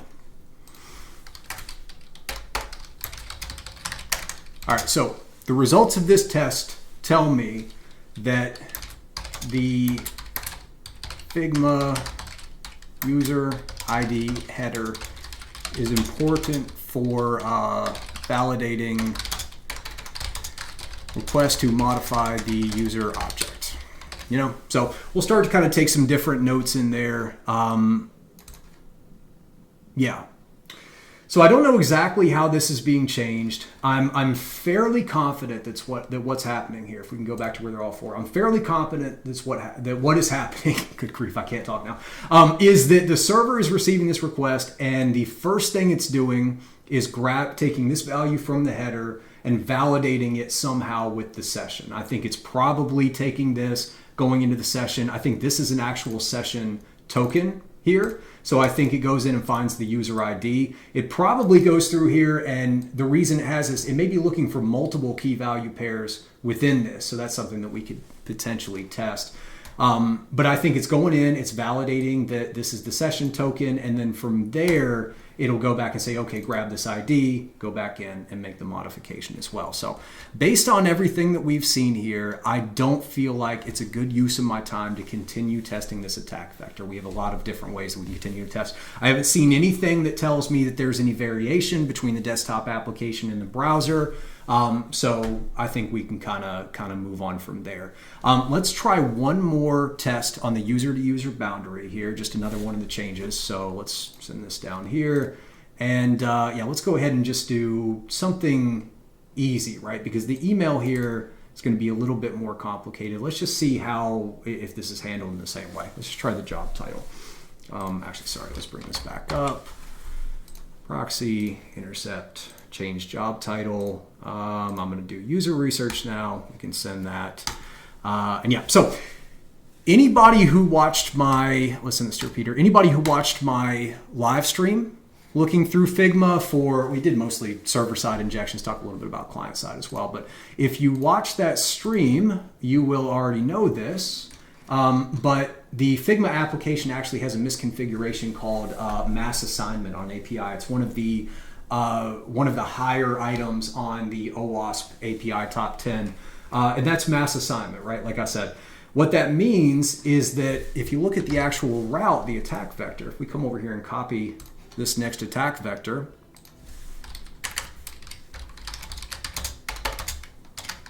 it's the exact same thing. The only difference that we see here, by the way, I need to bring this down here because that's not what I was really looking for. Just realized I accidentally did this. Cut this out here because this is the body, and then we have the additional ways to potentially do it there. So let's copy this. But here instead, we have a completely different request body. We're still sending the ID, but we no longer have the name. Instead, we have the job title, we have the profile, we have this additional information in here. What does that mean as far as our testing? Well, mass assignment means that they have built one endpoint to do multiple different operations based on the parameters that are included. So there has to be some type of a try-catch on the back end here that's saying, well, if the request has ID and job title and et cetera, then we wanted to do this one operation. We wanted to update this job title or whatever it was value there within the user object. Whereas if it has the ID and the name, then we wanted to update the name. So I dig into this a lot in my most recent live stream. If you haven't seen that, I'll put a link in the description. You can go down there and see me do a deep dive into this mass assignment endpoint. But ultimately what we would be looking for here is, and the reason this is not a good idea at all from a developer security perspective, is that there's a lot of complexity that goes into that where if it has certain key value pairs but not having other key value pairs, you can cause unexpected behaviors to happen, right? And a good example is with this here. So we know it's looking for the ID and the name, and it will change the user's name. What happens if we include the name as part of this? You know? Oops, what am I doing? Right? And we'll just call it test right there. How is the server going to handle that? Is it, when the code is actually written, is it if else to where it's only going to change one? Is it multiple different if statements, so it's going to go through and change all of them one by one? If so, what's the priority? What changes as it goes through? Is there anything that changes within running memory as it goes through those different try catches? Anytime you're adding complexity into this, where you're forcing the application to do those determinations based on like what parameters are included or anything, then you can force the application to act in a way it's not intended to. And that's always what we're looking for, is the first step to finding a bug. So let's send this and just see what happens. Do we still get a 200? Took a little longer than I expected it to. We still have a 200. We did update our name over here. Thought that was the same thing. Maybe those are the same thing. Maybe name and handle are both updated. Did we update our job title? We updated that as well. Yeah. So is this the exact same endpoint? I mean, is this, is it just doing all of them at the same time? We know it's the exact same endpoint. Is it just doing both of the operations at the same time, one by one? Is it taking the entire user object and going in and just adding that into the database automatically, like changing any values that are in there? Are we able to change additional values? Can we go into this, like we have this OAuth tokens and these dev tokens values. Can we potentially add this as a key value pair and inject an OAuth token into there so we can possibly get access? Anyway, that's outside of IDORs and access controls, although we can potentially inject values into this user object that would allow us to get an IDOR or bypass access controls in the future, right? Do we have any roles? You know, maybe we have things that can access certain projects, etc. But I don't see that here. So anyway, because this is an endpoint with mass assignment, it's a fantastic attack vector for server-side request, or not server, well, yeah, any server-side injection. So server-side request forgery, any type of server-side injections. But this is not going to help us much for IDORs and access controls because we've got all the same validations for the permissions that are going here. So everything that we just ran into for this user mechanism to update the name, we're going to run into the same security controls for the user mechanism to update their job title, right? So that's an example of how we can do some basic IDOR testing in here. I want to move away from the user to user boundary that we're testing. Where are we back here? And I want to look instead at testing the boundaries between the teams that we had, right? We had these different ones here, and now we're starting to do the role-based access control testing as part of that. So let's move back over here. And just like last time, we're going to start with our desktop application first to see if there's any variability between sending the request through, or performing the action, I guess a better way to say that, between the desktop application and the instance of the application that's loaded within the web browser. So we're back over here to demo user 1 and looking at the teams here. So we've got the demo user 1 teams that we control. And if we right click, we can see a lot of these different things over here, right? We can copy, rename, all the mechanisms that we've identified. However, if we come up and look at our demo user 2, which are the teams that we were invited to, we can right click on this and see, well, we can only copy link or leave the team for that one. Now that one's for team 2. In team 1, that looks like we only have those same options too. So obviously that's a boundary, right? We have identified areas where, at least based on the client side, they do not want us to perform these actions there. So let's see what we can do within our team. And I don't want to delete it yet, even though that's going to be one of the more impactful mechanisms. I'm going to start with the mechanisms that are, I don't really care about the impact right now. I'm just trying to get an idea of what the validation patterns are. And in fact, that's something we're going to document in our notes very shortly here. So let's find some way to test this mechanism where it's not going to start deleting things or really modifying it in a way that's difficult to replicate. So we'll just start with a rename operation here, and we'll just come in demo to test. It's as simple as that. And in Burpsuite, we should see in our proxy that we had that executed somewhere within here. Now, it looks like the request itself is fairly complicated when I'm just pulling this up. Here we go. Okay, so we have a put request. Yeah, that should be the most recent one here. So let's send that to the repeater. Make it so this makes a little more sense. And we'll send that. And all we're sending is this name here. So no more ID, right? At least not a user ID. Now we are most likely changing this. This is probably the ID for the team itself. But there's only a name that is going to be changed within this here. And just to make sure, right, because there's our test, let's get it to come out again. And we do see that that's changed there. Perfect. So we can come back over this way and get rid of the inspector for right now. I'm going to copy this URL, and this put request to this endpoint, and we're seeing a similar pattern here again, API teams, API user right there. That makes me think that we're not going to see any change between the request coming through the desktop application and the one through the browser, but we can find that out very quickly here in a second. So let's move this off here. Oh, that way. And we'll get our web browser. Oh, that's our desktop. Get our web browser brought up. Yeah, they look the same there. And let's do the same thing. So now we've got demo user 2. Right click over here and we are going to rename this to test. If we come to the proxy, we should see, yep, put API teams and the parameter ID there. So it looks like we have the same thing. We can send this again. We should see the test right there. And it looks like it doesn't even check to see if anything's being modified, because you notice we're still getting 200. There's no errors or anything. I guess that's fine.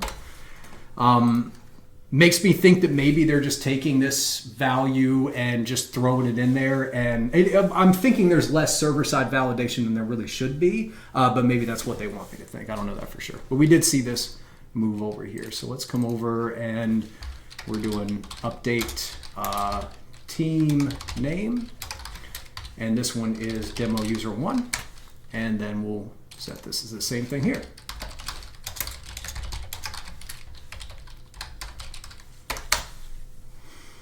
And I forget what this one was.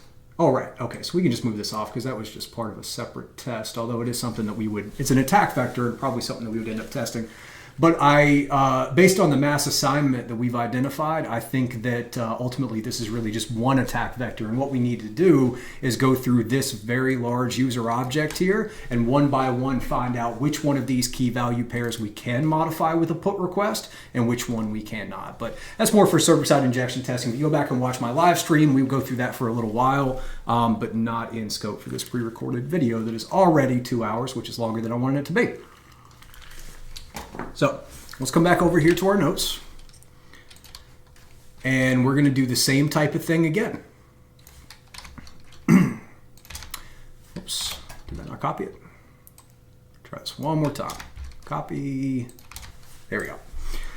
So the mechanism is to update team name, right? Form of CRUD, object being modified, value being modified. That's what I typically try to do. So once again, CRUD update object is now going to be a team object, and then the boundary that we are testing is, and it's really trying to do anything other than an admin. So the boundary itself here is going to encompass basically both of these at the same time.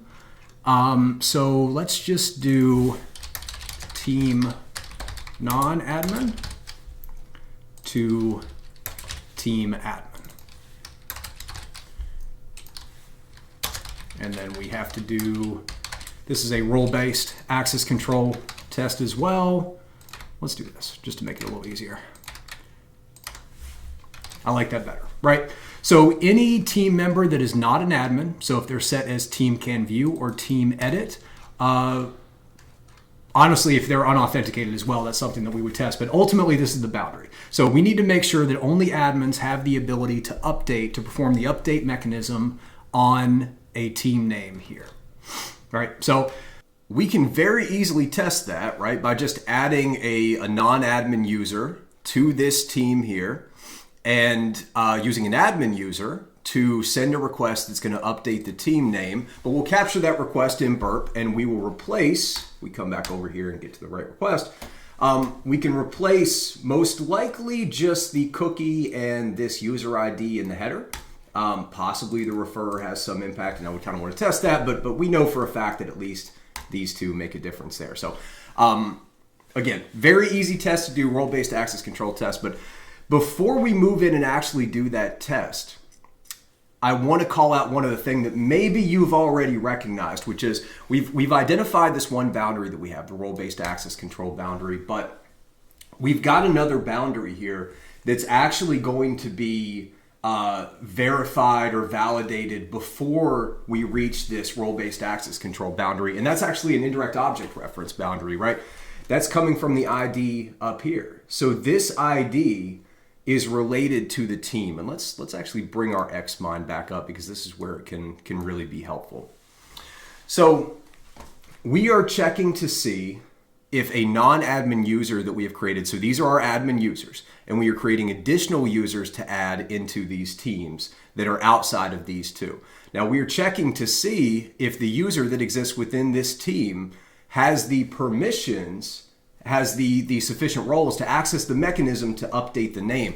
But the first check that's going to be made is actually an indirect object reference check. The first check is going to be on this ID in the path parameter here, which is associated to the team. What the application is going to do is it's going to receive this request. It's going to take this ID of the team outside of this path parameter. It's going to say, okay, this user is trying to access and do something within this team. So before we do anything, we need to make sure that this user, this client, has the ability to interact with this team whatsoever.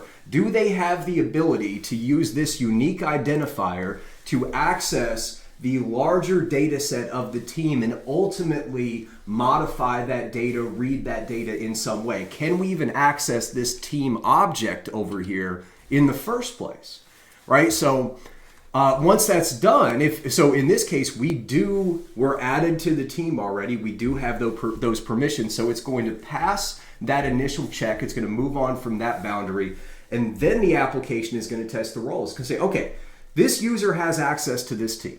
We're fine with that. But now we need to check and see, does this user's role have the ability to perform this specific mechanism, which is the update mechanism on the team? Well, let's go back and take a look.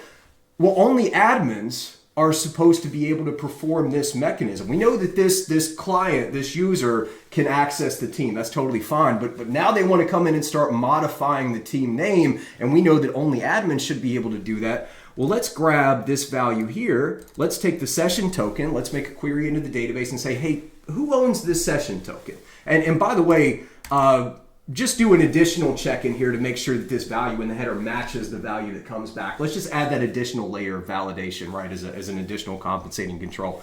But the application asks the database, who owns this session token? It comes back and it says, well, this user owns it, and yeah, it matches that header, so we're okay there. And the application goes, okay, good. So everything's good so far. They want to change the team name. Is that okay? And then the database goes, well, they only have can view or can edit permissions. They're not an admin, and I think you know that only admins can update. The application goes, yeah, only admins can update. So never mind, we're not going to let them do it, and we're going to get denied right there. That is much more indicative of IDOR testing and role-based access control testing within a web application. Typically, a single request is going to test the boundaries of IDORs and role-based access control at the same time. And so that's why it's so important to have a unified methodology. Most requests, you're going to look, and the first thing it's going to do is validate, does your user have the ability to access this data whatsoever? And then if that validation passes, then it'll say, okay, now if there's role-based access control, let's go in and take a look at the roles here. So we need to do the same thing with this request. We need to come in and say, we've got our boundary here that we're going to test for the role-based access control, but we need to have an additional boundary that we can test first, and this is going to be just any user. Oops. Do they have the ability to access a specific team? It's as simple as that. Does this user ID have the ability to access the data that is pulled back when this team ID's identifier is sent to the database? So we can test first of all to see if we can get access to team objects through this request that we should not have access to. And then once that testing is done, we'll come down here and test the role-based access control and see if we can make this update mechanism when we shouldn't have the permissions to leverage this update mechanism. Now, in order to do that testing, we're going to need the object ID or whatever this unique identifier is that relates to each of the teams so that we can try and access a team object that we should not have access to. So we need to go back to our notes. Let's go ahead and copy this. And go ahead and document the unique identifier for each of these teams. And then here shortly, we'll probably do the same for, I think there were the projects and files and, you know, whatever the other objects that are in the application. So this ID here, we already know is for demo user 1, team 2. So we can go ahead and get that documented up here. Let's go ahead and click on the right one. Maybe that's a good idea.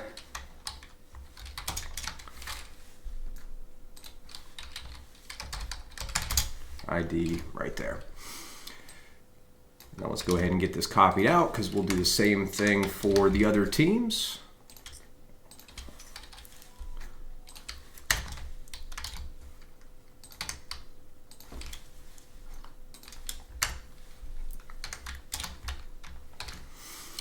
There we go. And then I want to do the same thing in XMind because, again, this really makes it easier to visualize, especially when we're doing this type of testing. So let's come over here to demo user 1, team 2. We'll hit a note and same thing. ID, put that right there. That way we know exactly where they are. Now to find the other ones, I mean, there's a few different ways that we can do it. Probably the easiest way, because we have a pretty simple put request here that we've set for a few of them, but we know that any operation with the team seems to contain that ID in the path parameter. So we can come here up here to burp search, and I'm just going to search for the path, right? API/teams right there. And we'll do only the request headers and only requests that are coming through the proxy. I just want to see natural traffic as part of exploring the application. We don't need to see anything from the scanners there. And we should pretty quickly see at least a few different kinds. Now the challenging part doing it this way is figuring out which of these teams is, or which of these IDs is tied to which team, right? So hopefully something within the request itself. There you go. So this one right here, this ID we can capture, and we can see that this goes to demo user 1, team 1. So let's go ahead and insert that right here. Perfect, perfect. And we want to get that added to our, come on, go over there. We want to get that added to our VS Code as well. And let's just make sure that these match, right? Because this can be a little bit tedious and easy to make mistakes, right? So the final one's 5785, 5785. That looks good. Over here, 6582, 6582. Okay, so I feel pretty good about that. So these are for our demo user 1. And let's come back over here and see if we can find our demo user 2. There we go. Demo user 2, team 2 is going to be right there, right? I didn't read that wrong. Yep, I'm correct. Demo user 2, team 2.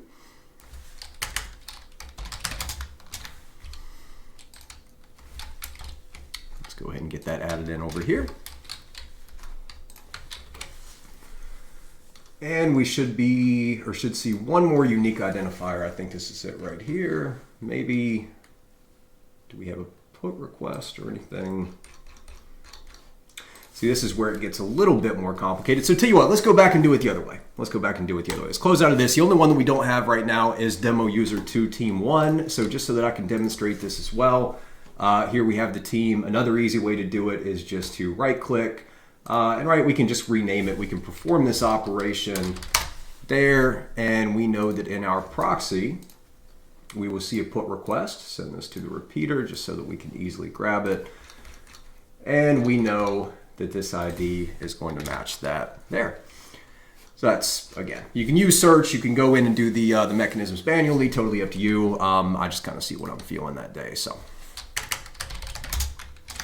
There we go. Now let's get this added. Whoops. Come back to me. There we go. Get this added to our VS Code notes as well. And once again, let's just make sure that everything matches. Team 2, 2279, 2279. Team 1, 8410, 8410. Perfect, perfect, perfect. And none of these match. I haven't duplicated. Okay, so that's good. So we've got our IDs. Now we can come back over here. We don't need to keep that. And we can begin our testing. Now again, we're going to start with the IDOR boundary testing. in which case we just need to have a request coming from a user that does not have any access to this team. And we're going to find out if we can get access to teams that we shouldn't have access to, get access to that data there through this attack vector in the path parameter, which is a team ID. So we can very simply just come over, we'll copy these IDs into that and see if we can get a valid response like we did before. If we can actually access that data in any way, that would be an indirect object reference, and we can go and submit that. Not expecting that to happen, right? Just to set expectations, 99.9% of your tests for this are not going to work, right? It's, remember, we just have to find one, and that can be a very, very significant bug. So even though this is not highly complex testing, it's much more about methodology, about understanding the application. Remember that it just takes one time for these operations to be successful when we expect it to fail to actually have a very impactful bug, depending on what the mechanism or what the data we're actually accessing is. So we'll test that IDOR boundary first, and then once that is complete, we will then go and test our second boundary, which would be the role-based access control. So two completely different tests through this one request, two different attack vectors through this one request. So let's start by testing the IDORs. And instead of just running in and doing our tests like we have before, let's plan out our tests a little bit here. So I'm going to come in here, bring this out, and we'll do tests, right? And then we're going to do multiple ones under that. Now, we don't really have any questions for this one because this is very simple, right? An HTTP request is going to the web application. It is checking to see whether or not our user has the ability to access this team object. That's it. Very, very simple process. Everything we've already answered about the user ID, et cetera, in the last request, though everything is still going to apply, we believe. If we see any differences in functionality, then we'll note that, but I'm not expecting it. So let's get our XMind back up here, because again, it's a little bit easier to visualize. Bring this up. That should be fine there. Okay, so we have 2 different users and 4 different teams. So we're going to conduct 4 different tests, essentially. We want to check and see. We could really do 8, right? But I don't think that's a good use of our time. I think we can check everything that we need. We can have this user check one team that we know they have access to, one team they don't have access to, and then vice versa. Now, we have added team 1 into our team 2, into these demo users teams. So we would expect that this user can successfully access a team under both users. And we would expect that this demo user will not be able to access and modify any data from these teams. So we're going to do 4 different tests. Like I said, test 1 is going to be demo user 1, seeing if they can access demo user 1, team 1, right? So can they access a team that they own, right? And our expectation here is that it's going to be successful, right? Because this user is an admin for this team, right? They own this team, they created this team. There's no reason that they shouldn't be able to access that. So let's copy this over and let's get our other 4.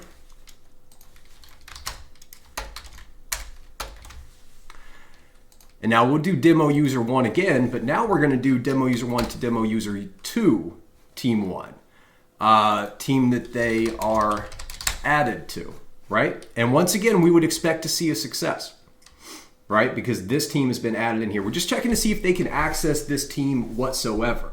Now, the put request that we're going to be submitting to do this IDOR testing, this would not be successful because there's a role-based access control test as well. So we would probably, if we really want to thoroughly test this for an IDOR, we probably have to check somewhere else to see if we can access that team at all. Which actually, yeah. So with that additional layer of validation, I think that's the way I'm going to handle this, because we can go and find additional attack vectors, but at least for the sake of the video, we'll just stick to this one. So with that being said, we would expect this to be a fail, but because due to RBAC test. And what we can do with that is we can check and see what the error coming back is. Now, if the errors are the same, whether the RBAC boundary or the user to team boundary is the one that's failing, if they're the same response, then we might not be able to tell. But I do believe it'll be successful for this first boundary but fail on the second one, do the role-based access control test. Now the second one over here we're going to do, or the last ones, we'll do for team and demo user 2. So now we'll have demo user 2 access a team that they own. Demo user 2, team 1. We should obviously expect that to be the same as well. And then finally, we are going to try to have demo user 2 access demo user 2, team 1, which they should have no access at all. So we expect this one to fail, but this is going to fail due to IDOR test. And we will compare the responses between these two and see if there's any variability between those two there. So let's see if our expectations match reality here, right? So we'll just do results. We'll add this for each of the 4 tests we're going to do. And then just to make the test easier, let's go demo user 1. I'll just do it like that, that's fine. Demo user 2. And I just want to get, we need to grab a valid auth-in cookie. And we also need to grab a valid user ID for this. So we know first of all that this right here is our demo user 1. So we can put the ID down there. I don't know if any of these are still valid. So I'll grab the user ID from this as well. Here's our demo user 2 ID. And I just want to confirm real quick. If we come back over here to our XMind, let's make sure that that does. Oh, I didn't write it down in the XMind, did I? What do we have? 07130266. Those sound right. Just make sure we're correct over here. 021302 or 0622. I don't know what I said the first time, but they do match. Okay, and then we'll just need to refresh this or do any type of mechanism. So yeah, we'll just here move over to a team, refresh. That should be fine. And if we come over to Burpsuite, we should have a valid, well, it's doing all types of stuff, isn't it? Should have a valid cookie in here for that. Do we see the auth-in? We do. All right, __ host auth-in. We'll have to make sure that that user ID matches, but I believe it will.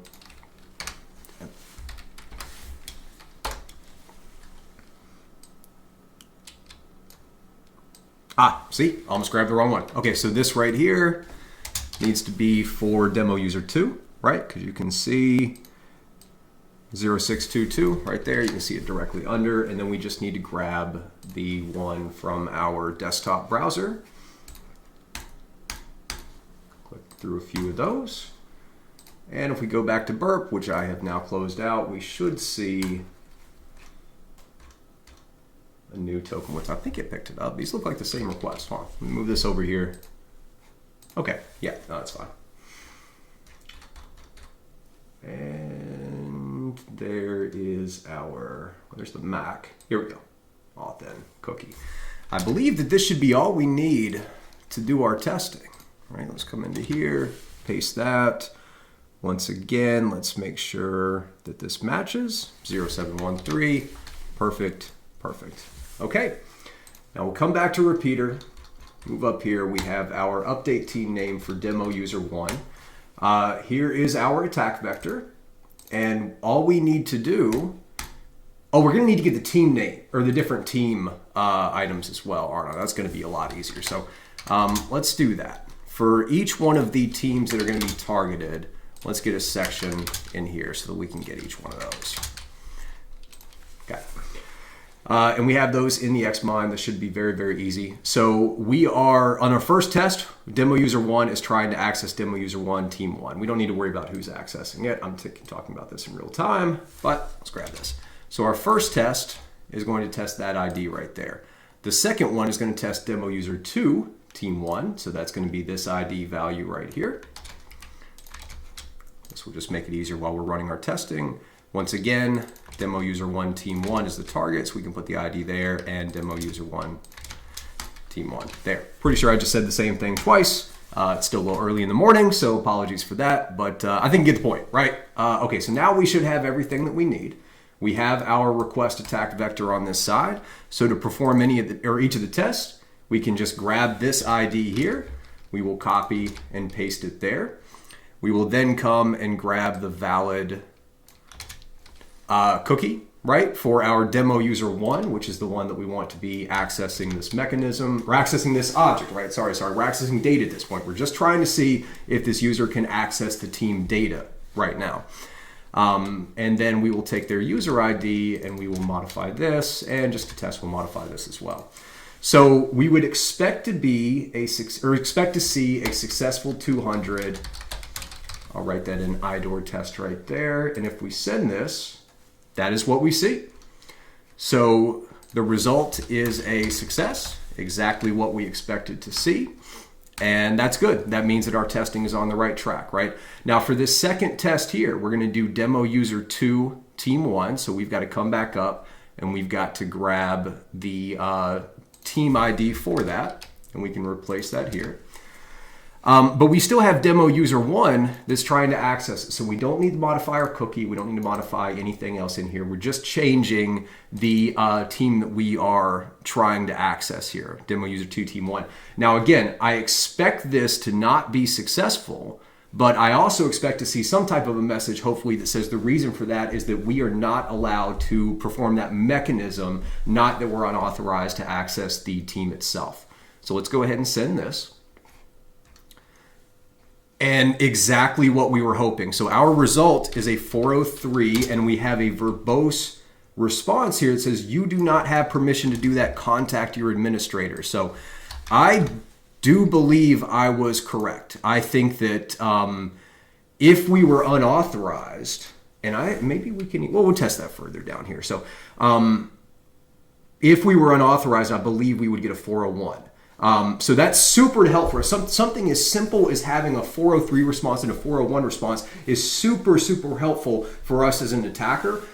Because if that's the case, it allows us to identify which one of these mechanisms we are unable to bypass, right? This gives us a lot more information than if it was just everything was a generic 401 with no message. I don't know which one I'm not accessing, but this looks like it's giving us enough information to be confident about that. So we're going to change our user that's making the request now. We're going to come over here to demo user 2. I'll copy this. We will grab this cookie here. We're also going to grab the ID and change it there. And now we would expect this demo user 2 team 1 IDOR test to again be successful. So let's go ahead and send this. And once again it is. So the result was a success. So now everything we've seen up until this point says that our assumptions are correct. This is an effective test. So now we have our actual IDOR test. This should not be successful because demo user 2 is not in any way, shape, or form added into demo user 1. The only users that we've added into teams is demo user 1 has been added into both of demo user 2's teams. Right? So we would expect this to fail. I'm also hoping that it's going to fail with a 401, which means we can identify those different boundaries based on the responses as we continue our testing. So we've modified that there. Let's go ahead and grab the team that we are targeting. We're going to update that. And so we have demo user 2's cookie, demo user 2's ID in multiple different places, and is accessing demo user 1's team, which they do not have access to. If this modification is successful, we have found, we have bypassed an IDOR boundary and an access control boundary. So we've got two different things to go through here. So let's go ahead and hit send. And now we do have a 403. We're still getting the same response. So unfortunately, one of two things are happening there. Either the IDOR boundary is not being tested, or we're reaching the role-based access control boundary. Let's see if we can figure that out now. So what happens if we just do like a 5 right there? We're getting an unauthorized. But is that an unauthorized because it doesn't like what's coming in through the session? Or is it actually stopping at the IDOR boundary there? I don't know. I don't know at this point. I'll tell you what, let's go ahead and drop this off here. I think that's okay for now. I believe that the 401 that we get here is the initial validation of the session. I think if we get a 401, then that means that the application has said that the session is not valid, right? So it's gonna kick it back.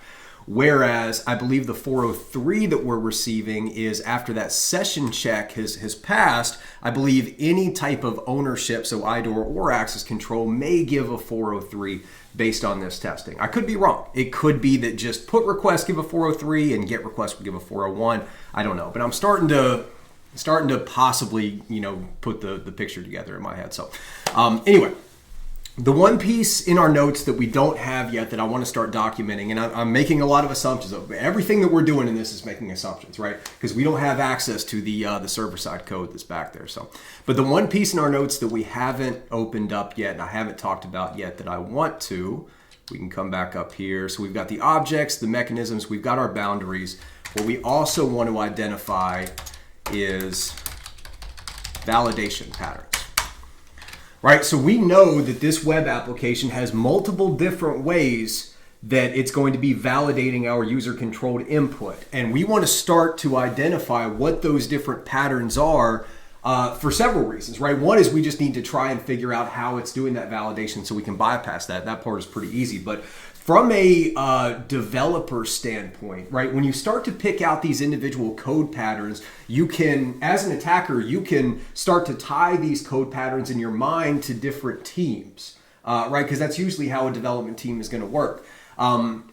So the other thing that I'm trying to figure out here with the validation patterns is, do they have consistent patterns? Does it look like there's some type of middleware or maybe one team that just owns all these validations and that's all they think about? Or is it very ad hoc and institutional knowledge, and do we have different developers doing different things? So I'm looking for consistencies, and then when I see inconsistencies in these patterns, or when I don't see them following their established patterns, that can be somewhere that I can start to dig into, again, because why do they have a new pattern? Right? Or a different pattern. I shouldn't even say new, but is it new? Is it something that they're trying? Or are they going to migrate all of their existing validation patterns to a new one? So that's why we see a new one. And so can we find vulnerabilities within that migration as they're doing that migration? Can we find ways that are areas where data is slipping through the cracks? Or is this something that a developer has just gone and tried, or they're taking something from another job, something that's completely inconsistent with the rest of the application? Either way, no matter what the cause is, any differences, any variation adds complexity, and that complexity is what we're going to attack, just like we are introducing the complexity between the desktop application and the browser application. But anyway, so we've got a few different validation patterns that we've identified here. First of all, for validating session,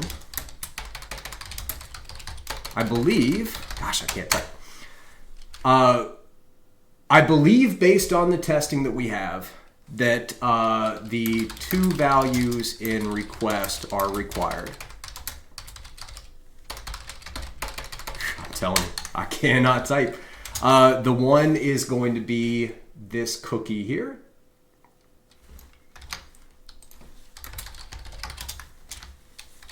And the second is going to be a header, which is our Figma user ID.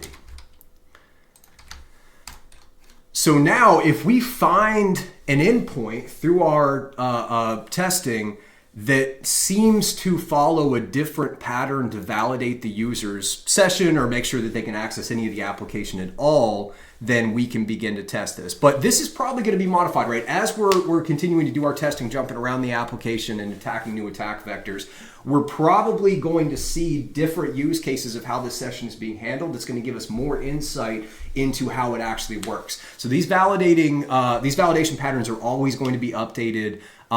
I almost imagine this type of testing is like a ship that just rocks back and forth. We go in and do some testing in Burp, like we have been. We go through and run these different tests, and we're gathering knowledge as we're doing that test. Then we're going to come back, we're going to identify what we're learning, we're going to make some assumptions, do our best to describe the application either in here or in our XMind notes, which took a second to come up there.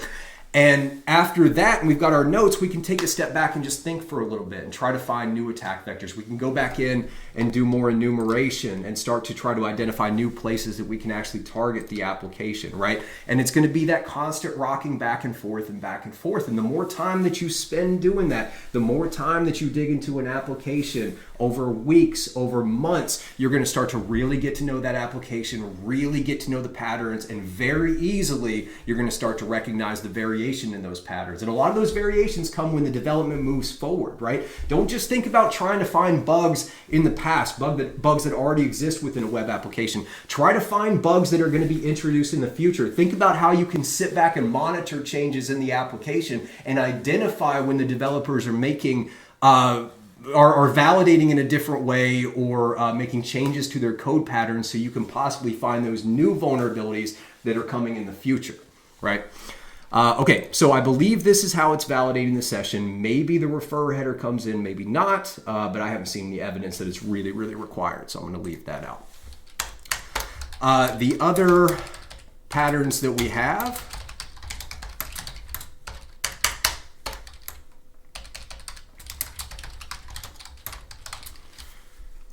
is validating the indirect object references and the role-based access control. And what this really means is what are the, how is it validating it? What are the responses ultimately is what we know at this point. So, and like I said, what I believe is that both of these result in a 403 through a put request.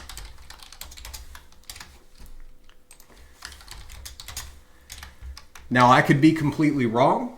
I could have made a mistake on my test and accidentally did the same test here because, again, it's very tedious. It's very challenging to actually go through and make sure that you're effectively testing it. So I would probably repeat that a few times.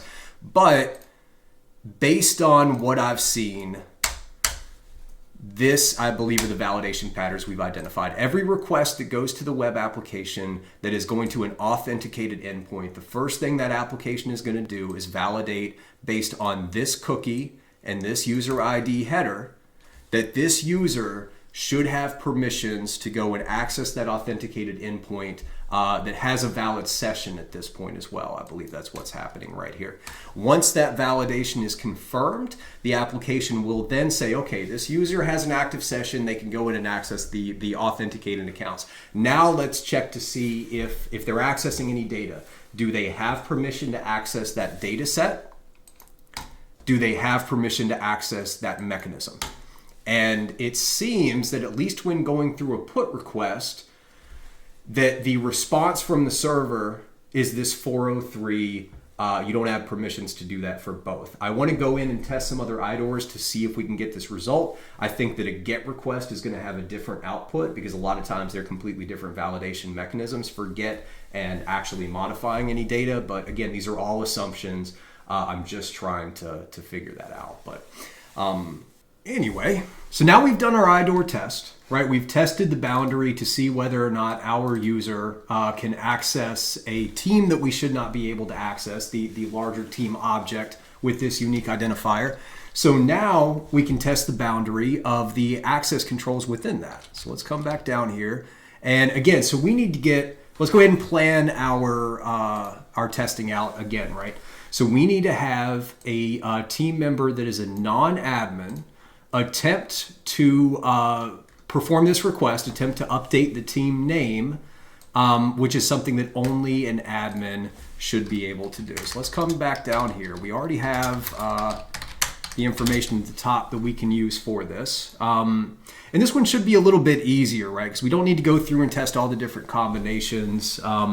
We only really need to do a test that we would expect to be successful and a test that we would expect to not be successful. So I think the way to do that, we've added demo user 1 into demo user 2's teams here. So these are the teams that we're going to be targeting. So the first test that we're going to do is let's make sure that demo user 2 can successfully modify the team name of team 1 that demo user 2 owns. So we're going to go demo user 2 is going to target demo user 2 team 1, right? It doesn't matter which of these teams we're doing right now because remember we have that the admin can edit in this one, or I'm sorry, the user 1 can edit and then user 1 can only view. But even with edit privileges, that is a lower level than your admin privileges. So this user demo user 1 should not be able to modify the team name on this, whether they have edit privileges or not. Those edit privileges are only going to be for the files within this team, or that the team hosts that this user has access to. So this is going to be test 1, right? And it's admin changes name of team. And then our test 2 is going to be demo user 1. And that's going to try to access the same team, try to modify the name of it, but we have a non-admin, right? Very simple tests. So if we come up here, again, we still have all these values, so I don't think we need to copy it down. This should be fairly easy. But let's come back. And now we don't need to modify this at all. We just need to focus on the team that we are trying to change. So that's demo user 2 team 1. And we have the ID for that right here. Let's go ahead and paste that, and that is what was there too. So let's grab demo user 2's cookie. Hopefully it is still valid. Whoops, let's grab just the cookie as well. Okay, and then we are also going to grab their ID, because remember, this ID value needs to be replicated right there. And this is now going to be our role-based access control test. Okay, so demo user 2, which is identified through these 2 values, is going to attempt to change the name of the team that owns this value here. So once again, this is going to do the exact same 2 checks. It's still going to check both boundaries again, but now we know that we're going to go past the first one, so we're just checking the second boundary, which is the role-based access control boundary. So what we believe is going to happen here is the application is going to check this ID, compare it with the teams that this user should have access to, and we'll pass that first boundary, say, okay, this user should be able to use this ID to pull the larger subset of data. Now let's check the role of this user within this team to see if they should have admin privileges. And here it should say, yes, they do have admin privileges. And so this value down here will be modified from IDOR to RBAC right there. So let's go ahead and send this. And that's exactly what we see. If you come down here, we can see that it has been modified. So our expectation, should have put that first, is a success, and result is also success. Very simple. So now we believe that this should fail, and I would expect to see this same 403 from this validation pattern that we identified before. If I get anything different, that's going to be interesting. I want to dig into it, but as long as we're still following the same validation patterns that I'm used to, I would expect that this is, following everything that we've talked about up until this point. So the only thing we need to do, we're not going to make any modification to the team because we're still trying to change the same team, but we are going to modify these user IDs and cookies. So let's come up and grab the cookie for our user 1, and let's also grab the ID here. Just going to modify that. And now let's change this to should fail. Okay, and now we're ready to test another boundary. We have an expectation. Demo user 1 should not be able to modify this the name of this team because they only have can view or can edit privileges. In this case, I think it's just can view, but that's fine because ultimately they don't have those admin privileges that they need. So this should return, I believe, a 403. If it returns a 200 and we come down here and we see all of this value here reflected in this name parameter, we have a valid access control bypass vulnerability and we can begin to show impact from that. So I'll come and send this again. And once again, we get exactly what we expect. So we get that 403, you don't have permission, contact your administrator. And in the same pattern that we thought we would. So, okay. I feel very confident with that amount of testing for this attack vector. There's more that we could possibly do with it, right? But more than anything, this has given me a lot of insight on the application itself and where some of these barriers are, how it's handling requests that do not have permissions for the right IDs, permissions for the right roles, etc. So what I want to do now is I'm going to take a step back and I'm going to repeat everything that you've seen me to do up until this video. Now, I'm not going to leave all this in the recording, but I'm going to take a step back for anywhere between probably 6 and 24 hours. I'm going to go back, I'm going to redo my enumeration again. So I'm going to go through and find as many new attack vectors within this application as I can. I'm still going to say in this Figma, but all of these different endpoints and things here, the different parameters that could be coming up. I'm going to go into my notes, right, into XMind here, and I'm going to expand this out so we can identify everything beyond it, right? What are the projects, the files? Let's get all of those IDs in there. Let's find as many different places that we can target and do this type of testing.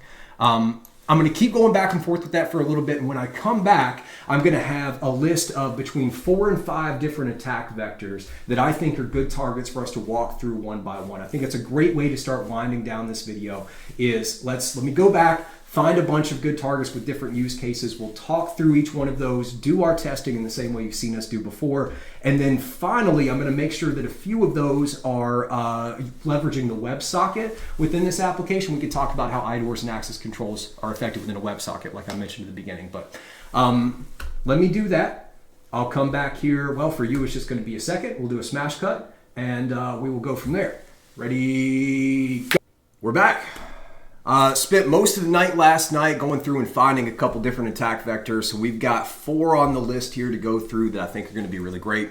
Lot of complexity here. Lot of complexity. I think we're really going to start to see the power of our unified methodology. We're going to see that come into shape because most of these attack vectors are testing, actually all of these attack vectors are testing multiple boundaries in a single request. And as I mentioned before, that's going to be the compensating controls for this. So for IDORs and access controls. So one thing to keep in mind, it's not like injection testing where you've got all these different complex types of security controls that you can put in place within the application. We've got the web application firewall that'll catch strings that are coming in and server-side validation, client-side validation, all this stuff within the browser to protect against, sending a request outside of the same origin policy, all that type of stuff, right? For access controls and IDORs, the layers of compensating controls are going to be multiple different layers of validating that you own certain objects or that you can perform certain mechanisms. So a lot of things that you see in just general demonstrations, labs, capture the flags that involve an IDOR and access control violation, they're very one-dimensional. You have a request where there's an ID, and if you can exfiltrate the other ID, then it will, just allow you to perform that mechanism or allow you to access that data. In most real-world applications, there's going to be at least 2 or 3 validations in every request. There's going to be an IDOR validation. There's going to be a role-based access control validation. There's probably going to be, if you're involved with multiple different objects, they're going to validate that you own all of those different objects, and we're going to put them together. We're going to take them apart. How are we manipulating that data? All of that comes into play when you're testing on a real-world application. So the first attack vector we're going to look at, I think, does a good job of demonstrating that without having too much complexity. And by the way, so when I was looking for these attack vectors, at least these first 2, because I used a few different methodologies to do this, but the first 2 ones that we're going to look at, the way that I found these is as opposed to going in and looking through the requests and looking for parameters and finding an actual request that I thought would be a good option for IDORs because it has an ID in it that maybe looks sequential or whatever that would be. The methodology I used for this first one is that I took a step back, I evaluated what I've learned about the application up until this point, and I proactively went and found a mechanism and specifically a request, an operation that I believed would be very valuable if I could get some combination of IDOR and access control violations. That is in contrast to other things we've seen before where we go out and look and say, oh, this has an ID value, and so, okay, this may be one that we can look and we can test from the request. This is more of a programmatic. Remember, if you remember to the part 2 of this series, I talk about, really making sure that you're thinking, you're doing thoughtful testing as you're going through the application. So these attack vectors, these first 2, were found using that thoughtful testing methodology and proactively identifying something that I thought would be a good target for an indirect object reference and an access control violation. So that operation that we're going to look at first is moving a file to a project. So I've gone through and we've created multiple different projects within these teams. We got multiple different files as well. So we want to try and manipulate where these files are located within these teams and within these projects. The reason for that is, the reason that I thought this would be a valuable attack vector, if you remember, when you create a project, you assign permissions within that project based on the team, right? So when you create the project, you say, hey, everybody in this team can edit files within this project, right? And then I don't think we have anything for this one, but you can also set it to just view as well. So you have some granularity, role-based access control permissions there. So the exploit that I'm hoping I can make happen within this application is we have two different users, right? And demo user 1 is a member of both of the teams that they own, as well as a member that can view or edit, not an admin, but can view or edit within the teams for demo user 2. Demo user 2, however, has no association to demo user 1's teams, project, etc. So this file arson1 up here, demo user 2 should have no idea that this file exists, has no permissions to it whatsoever. So my hope is that if I can find a way to have demo user 2 modify this file object so that it actually relocates this file from a project and a team that's owned by demo user 1 to a project and a team over here for demo user 2, then demo user 2 would inherit the permissions that are coming from the team and that are assigned within this project, where it has the ability to not only view it but also edit it and manipulate the file. So this, as an attacker, would allow me to exfiltrate files that would be hidden within other users' teams, other users' projects that I should have no access to. And remember, that's our valuable data that we want to get here, because that has secrets about upcoming development with applications. That can be, a lot of reasons that a company would want to keep that secret. So that's exactly what we're going to do. The request that we are going to test specifically, so we've got a put request here that goes to API files batch. Fairly simple request, so we're still using our auth-in cookie. We still have our user ID. We still have the refer as well. Once again, we don't know if this refer has any impact or not, but I'm just kind of assuming for the sake of argument. And then we've got our very simple JSON object down here. It's a list or an array of files that has objects with key value pairs. So the key is the file name. Or the file, I guess, identifier, right? So each of these seem to have different identifiers. The team itself, right? We've got a sequence of digits, fairly long sequence of digits, non-sequential, I don't believe. And then we've got, for the teams, right, or the projects, I'm sorry, a much smaller sequence of digits here. So it's pretty easy to identify. So the files, and I'm guessing the differences between these is they're expecting to be, a large number of teams, a smaller number of projects, and then a very, very large number of files. So they need an additional amount of complexity, right? So here we have letters and numbers. It's not hex, so we got a wide range that we could have for these files. But anyway, so here is the file that is going to be modified or moved, and then the folder ID is where it's going to be moved to. Very simple, right? So if we come back and look at our notes here, we've got the same thing. We have identified this request. Now the mechanism, I don't know this for sure, but I'm fairly confident that what I'm doing here is that I'm updating the folder ID key value pair that is with a file. If you remember, if this appears to have a MongoDB database or some type of non-relational database, then the file object and the folder object are not going to be connected in any way. So there needs to be some type of a key value pair within one of these objects to represent the relationship between those two. And I believe it would make more sense for it to be in the file than to be in the folder, because then you can have individual file objects that only have one key value pair pointing to a folder, whereas if you did it from the folder file or folder object, you would have to have a very, very long list of every file that's in there. So just from a performance standpoint and the path of least resistance for the developers, I believe, would be to have that stored within the user object, or the file object, sorry. CRUD, right? It's an update mechanism. I do believe we're targeting the object. Now, this is where things get interesting as well, because again, this is really where we start to see our methodology for IDORs and access controls come together, and why it's important to understand the differences between the two. Because not only do we have a completely separate IDOR and role-based access control boundary here within this request, we've got two different indirect object reference boundaries. Right? Because the first thing that the application has to do when we send this request is it's got to verify that our user has access to not only this file, but also this folder. It's got to verify, or at least it should verify both of those first, because I shouldn't be able to move the file unless I have access to it, and I shouldn't be able to move the folder, modify these objects unless I have access to that object as well. So we're going to have those two IDOR checks first. And then once that's done, and assuming both of those pass and the application says, okay, they have permissions to modify this file object, they have permissions to modify this folder object, or at least to have access to it, etc., then we're going to look at the role-based access control boundary, which is, can somebody with no authentication within the team, right? Obviously, we do have a user, but we have no user within this team. Actually, it says one up here, the demo user 1 for our test.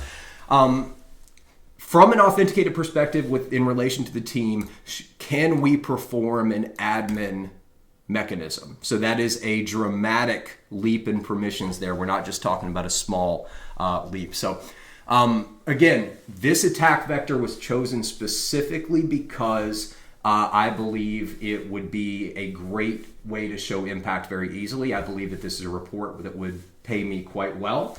So I proactively went out and identified that attack vector as opposed to looking through the request to try to find something that looks easy.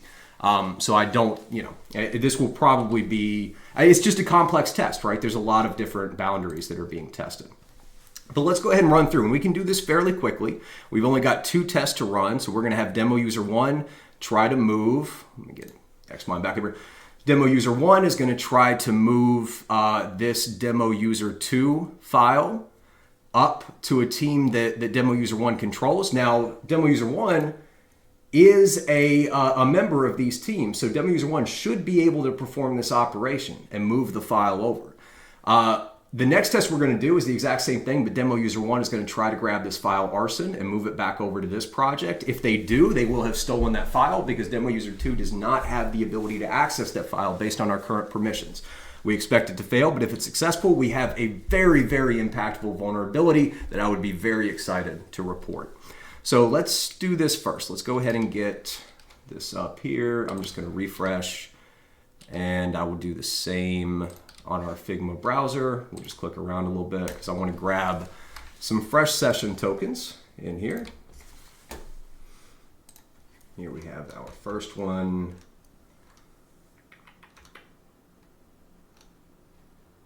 Where is our auth then? There we go. So we can grab this here. I'll probably just put this up above everything to be easier. I actually don't know which one that is right now. So let's see, user object should be right there between the 2%22s. I believe we control F, come back up here to the top. Yeah, perfect. Okay, so that is demo user 2. Put that right there, just tab that out, that should be fine. Yeah. And let's do the same thing for the first one. Let's see this. I got to figure out which one is the correct. Okay, perfect. So we don't see a match there, which tells me that this should be our second. That's the Mac. Where's our auth-in? This should be our second auth-in cookie here, right? I believe. Yep. 0713, come in between the %22s, control F, come up here, grab this, and we are going to be good to go. Perfect, perfect.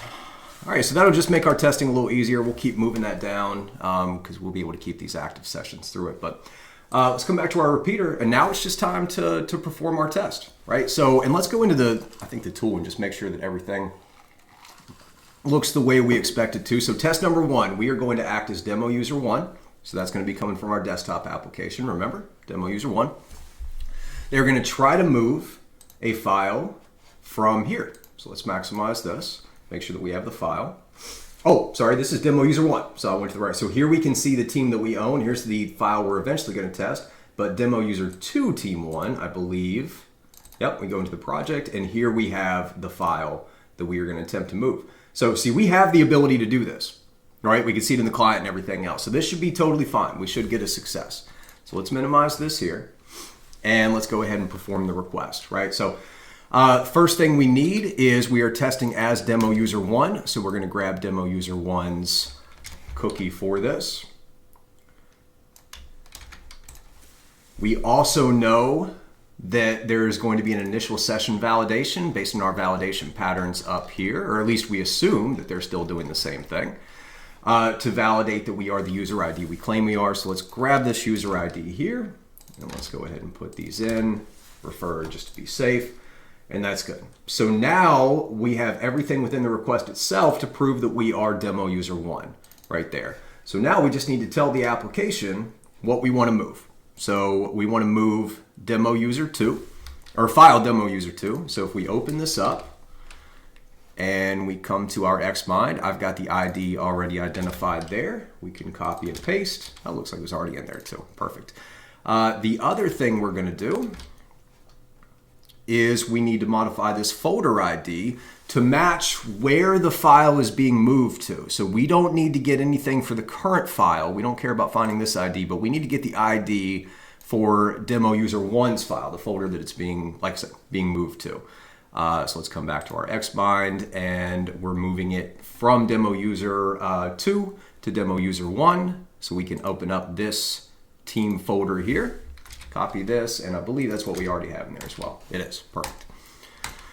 Okay, so at this point, we expect this to be a success. We're ready to type our result. We are good to run this test by simply coming and press send. And now we get a 200. Everything looks to be good there. Let's go into our application and make sure that that did happen. And our file's gone. The file does not exist within this folder anymore. And if we go to project 1 team 1, we have moved file demo user 2. So the results were success, exactly what we thought. And now we just have to do our final test. So if I'm able to come back and do this same process again, but move something from the demo user 2 doesn't own to a folder that they do own, that would be a significant role-based access control issue that I would want to report. So we'll do the same thing. Now demo user 2 is performing the application. So let's go grab demo user 2's cookie. And we're going to have to go ahead and replace the IDs as well. That'll be fine. And now, so we want to move the file arson, I think it's actually arson1, even though I just wrote arson, but that's fine. We want to move this file. So let's come up and grab the file object now. Okay, and then we want to move it to the demo user 2 team 1 project, which would allow me as demo user 2 to be able to have full read-write permissions on a file that I should have zero access to whatsoever. So let's come and grab this ID. I'm going to copy and paste this here. And we are ready to run our test. Once again, we expect this to fail. If I come back and get this exact same 200 and that file has actually moved, I've got a fantastic vulnerability that I want to report as quick as I can. Let's send that. And unfortunately for us, fortunately for Figma, we did get our 403 forbidden. This is where having differences between these responses would have been really helpful, because I could say, okay, is it one of the IDOR boundaries that's failing, or the role-based access control boundaries that's failing? But we do not have that. So we got a 403 and, you know, same validation pattern. So this test was not successful. At least not with the typical, like just going in and running the test exactly how we did. if you think back to part 1 and 2, we did additional steps through some of those testing to try and throw off these validations in the same way that, like with the client-side injection or server-side injection, you might try different encoding patterns to try to bypass those the filters and the compensating controls. We can try and do the same thing here, but I don't think that's a great use of our time, at least not in this video with it being as long as it is. Maybe I'll make a video in the future about really digging into bypassing some of these compensating controls, but a lot of times you're just trying to break them and throw them off.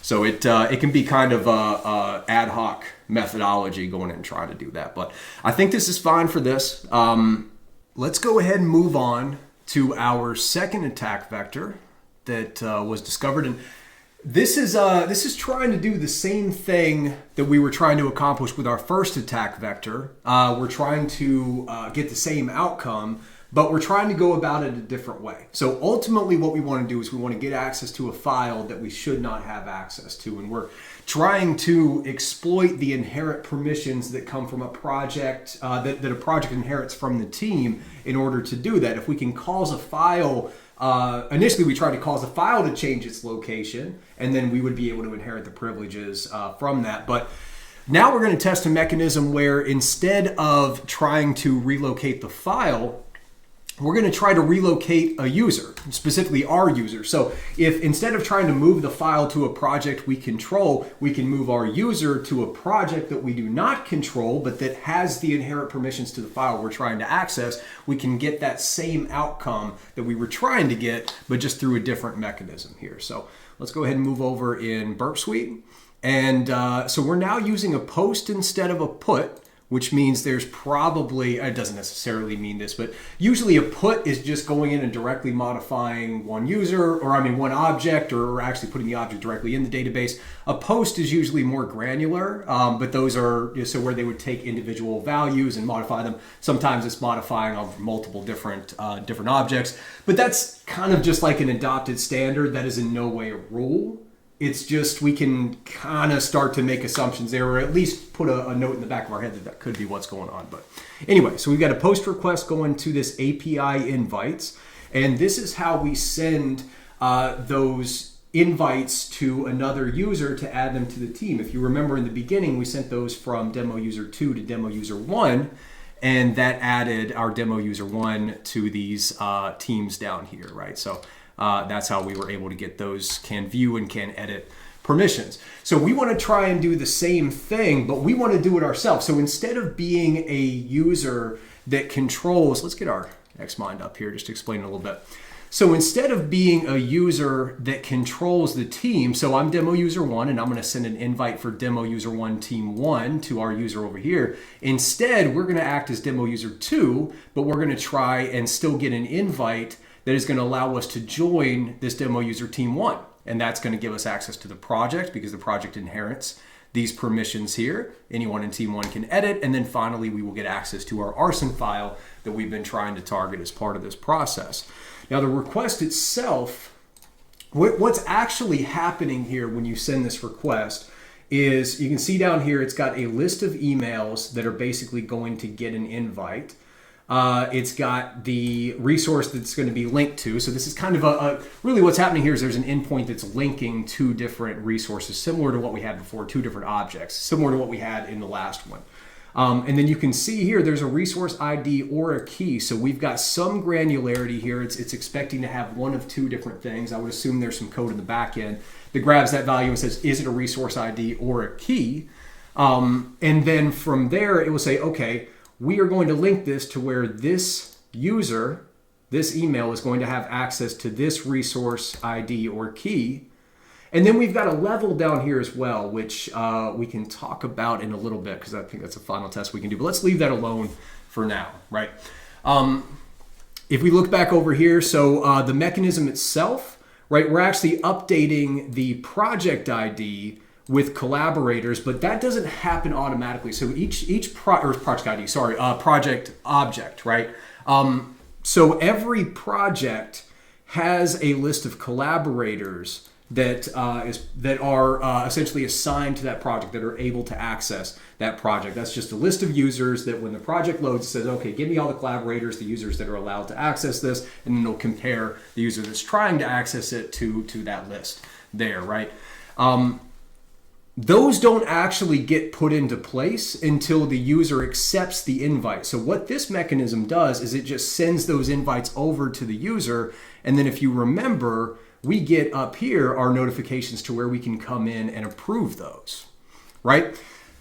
But we have full control over that. We as demo user 2, if we're trying to get access to a project, a team that we do not have access to, we're the one that's going to receive the invite. So as an attacker, the only thing that I have to do here is I have to send an invite that will link a user I control that should not have access to the team to this team. So we're trying to leverage our permissions here in this one as an individual user. We're trying to bypass those controls to allow us to link those two together, which will then give our user access to a project and the files within that project that we should not have access to, right? So we're still doing an object, or an update, we're updating the project. So we have a few different boundaries here, but it's a little different than it was before. So before, we had 2 different IDOR boundaries that were being validated when a single request comes through. And every request was going to validate both of those boundaries. Here, with the IDOR, we just have one boundary. We just have to make sure that this user has the ability to modify the project or the object that it's doing, and that's going to be most likely right here. Let me actually copy this and see if we can find where that is listed as well. Yeah, so here we can see these are our team objects that we have used before. This is actually demo user 1, team 1. So this is exactly what we thought. The original IDOR is going to check to see if we have permission. Whoops, sorry, I went too far. If we have permission to access this team. If we do, then we will link, or we will send an invite for this user to this team, which will give us access to the project because we inherit that, etc. So that is our goal. That's the first boundary that we have to pass is, does this user ID have access to this resource ID, which is linked to linked to a team there, but then ultimately gets access to the project. The other boundaries that we have in the role-based access control, we do have 2 different boundaries, but in contrast to our first one where every request is going to go through these 2 boundaries, there's going to be granularity between the tests in regards to these role-based access control boundaries. So the first test that we have that we're going to conduct, and let's come down here. Good grief. The later it goes in these videos, the worse I get at typing. I don't know what it is. Okay, so our first boundary that we're going to do is right there. And the second boundary we're going to test is our team can view and can edit. Now let's look at why that is. Whoops. So our first test that we're going to do, this is the one that should be successful. So if we open back up our XMind here, right? Demo user 1 is going to add demo user 2 to team 1. So this is something that we know we can do. There's no reason that demo user 1 can't add new members to this team here. So we're going to go through and send that invite, make sure it comes through, and then we can accept it.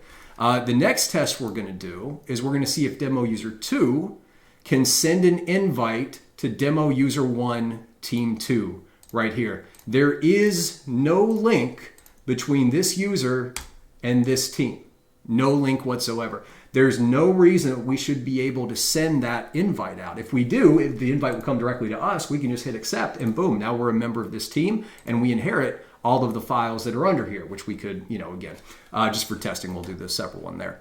So that is us from the team. We are operating from an unauthenticated perspective. We do have a session within our environment, but we are not authenticated in any way to any of these teams. So the first boundary we're testing with this is, can a user from an unauthenticated perspective in regards to the team execute actions that only a team admin should be able to do, which is sending those invites right here, right? And we would expect that to fail and we'll come in and see. The next test that we're going to do is we're going to come in as demo user 1, but we're going to test and see if we can also get an external email. So somebody completely separate to this to come in and access our demo user 2 right here. So if you remember, once you're in the application, let's go ahead and get it brought up here for demo user 1. So we can go into the teams that we own here, and we can, or the teams right here, and we can click on this invite, and we have two different options, right? So we can do by email, and it'll actually populate the, if I do demo user 2, I think you have to do the actual thing first. And, well, it doesn't look like it wants to pop up there. But so these are going to be emails that, if it already exists in there, remember we saw that it will go and send out a option for that user to log in, and it will associate this invite to their existing user. Otherwise, it's going to create a new user for this email, send it out to them, they'll set up their account, and then they will be added to the team here. So this is what we have been using before. But you also have the option to send out just this invite link, and then anybody that clicks on that can go through and add it. And you can send out an invite link with the permissions that you already have. So you cannot send out an invite link with permissions higher than what you have for obvious reasons, because that can be a way I can send, if I only have can view, and then I can send out an invite that says can edit, by the way, this is exactly what we're going to try and do, then I now have escalated my permissions, gotten access to, be able to edit files that I shouldn't be able to edit, and can also potentially do additional operations within the team itself there. So that's what we want to try to accomplish. So if I come down here to demo user 2, here I have the can edit as demo user 1 within this team that's owned by the other user, right? So I do still have the ability to invite, and I can invite can edit, can view within this link here. So I can send out links to do anything that I can do. If you come down here to demo user 2 team 2, remember that here we only have can view options. See, I don't have anything where I can say can edit. So if I come to invite, I have that exact same limitation when I'm sending out invites within this team. So this specifically is the boundary that we are going to be testing. Let's go ahead and get this up again, click on this. So if you look back over here, the test that we're going to do, demo user 1, which is right here, is going to attempt to add an external email to demo user 2 team 2. The catch, because obviously we can do this and set view permissions, is we are going to try and set can edit permissions instead of can view permissions. And you're going to see that that actually comes down to this level parameter, and we're going to try and play with that as well. But ultimately, we're going to try to escalate our privileges by sending a new invite to an email we control from a user that can only view in the team and allow that new user to edit, right? So let's come down here. We can drop this off as well.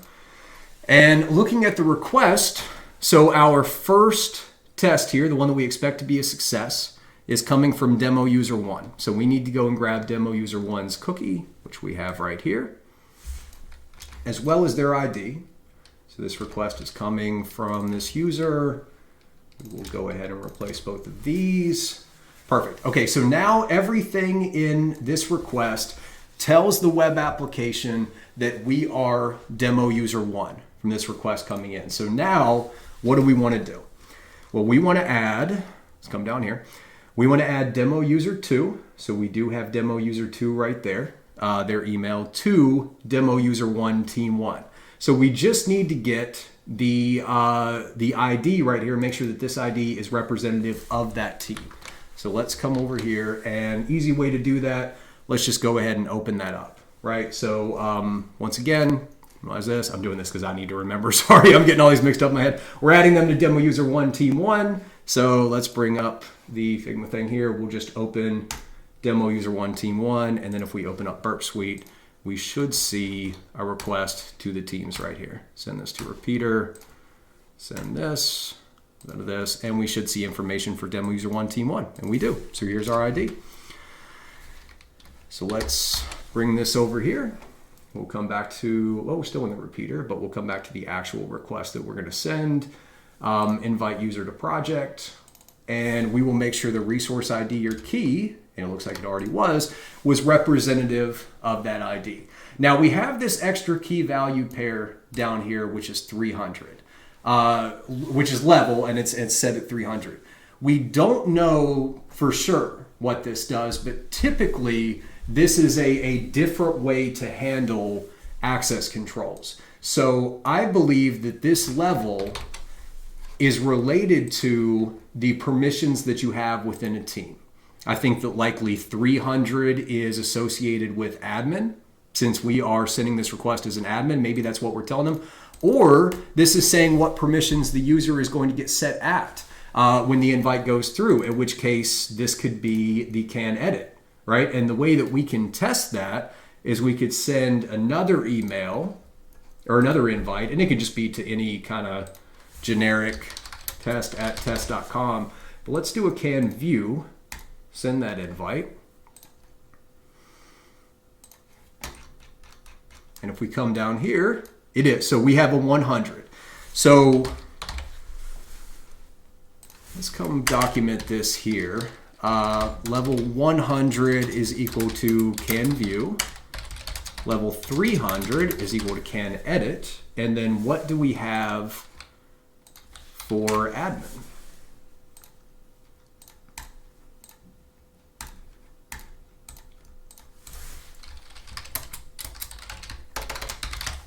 Doesn't look like there's a lot of sanitization on there too. Open this up. And 900 for admin.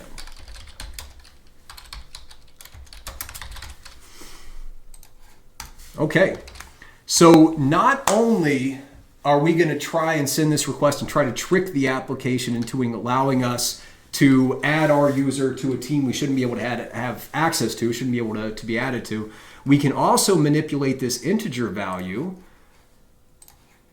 that seems to correlate to the permissions we have in the team. So we have 100, 300, and 900. Is there a check on the back end that makes sure that it's one of these three? Are there other options we don't know about? Are there, is there a 1200 that's above this? Is there well, probably not going to be anything lower, but who knows? They could have hidden multiple different permissions. There could also be issues in the logic of validating this. What if they have if the number is greater than X, Y, and Z, can we set this level to just any arbitrary number? What happens if we set it to a negative number? What happens if we set it to a string instead of an integer? Would allow us to do that. There's a lot of ways that we can potentially break this validation of the level to escalate our privileges going through here. But anyway, we'll talk about that once we get down here to the modify level. Let's come back up and we'll run our first test to start. So we've already got everything coming from our user. We just need to, we've got it tied to the team. So if we send this, and actually I think we've already sent it, right? Am I wrong? If we come back here to our user, no, we don't have anything for demo user 2. So maybe I just haven't sent it yet. Let's go ahead and send that request right there. We have a 200. Oh, looks like it popped up there. Perfect. 200, it was successful. We can come over, and if we hit accept, that will add them into the team. Let's go ahead and do that.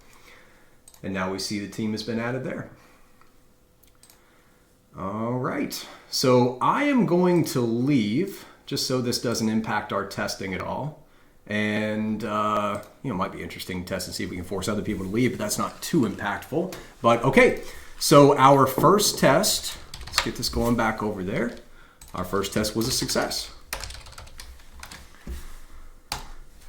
Okay, so now we're going to test our first boundary here, and this is really, a use case as well, right? So can we, from an unauthenticated perspective in regards to the team, be able to add our demo user 2 into demo user 1, team 2? So let's go ahead and walk back. We've got our request right here. Let's get demo user 2's cookie and ID. That way we're telling the application that is who we are. We're going to be demo user 2 now.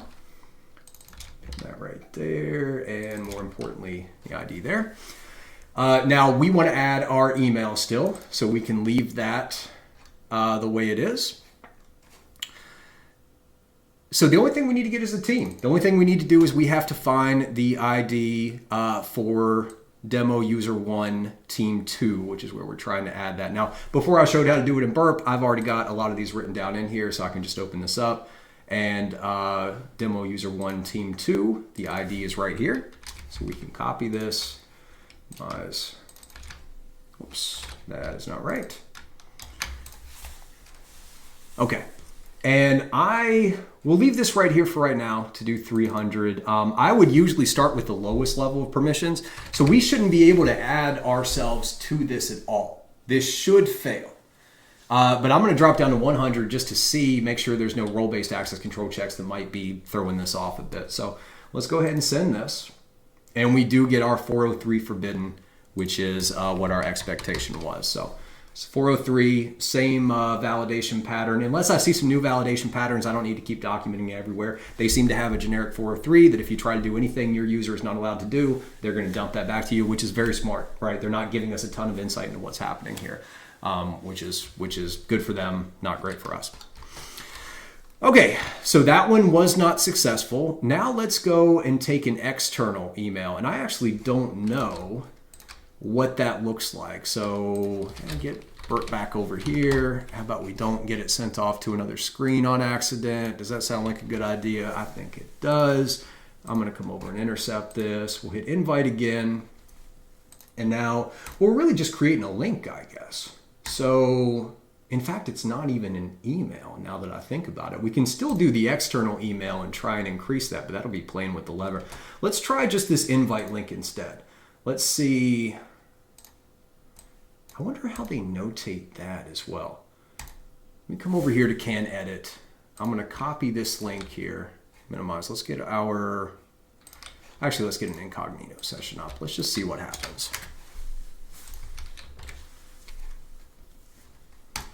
So it looks like we have to sign on,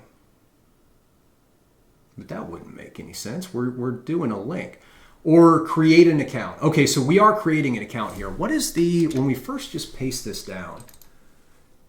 Okay, so it's an invite link that is creating that. How does this mechanism work?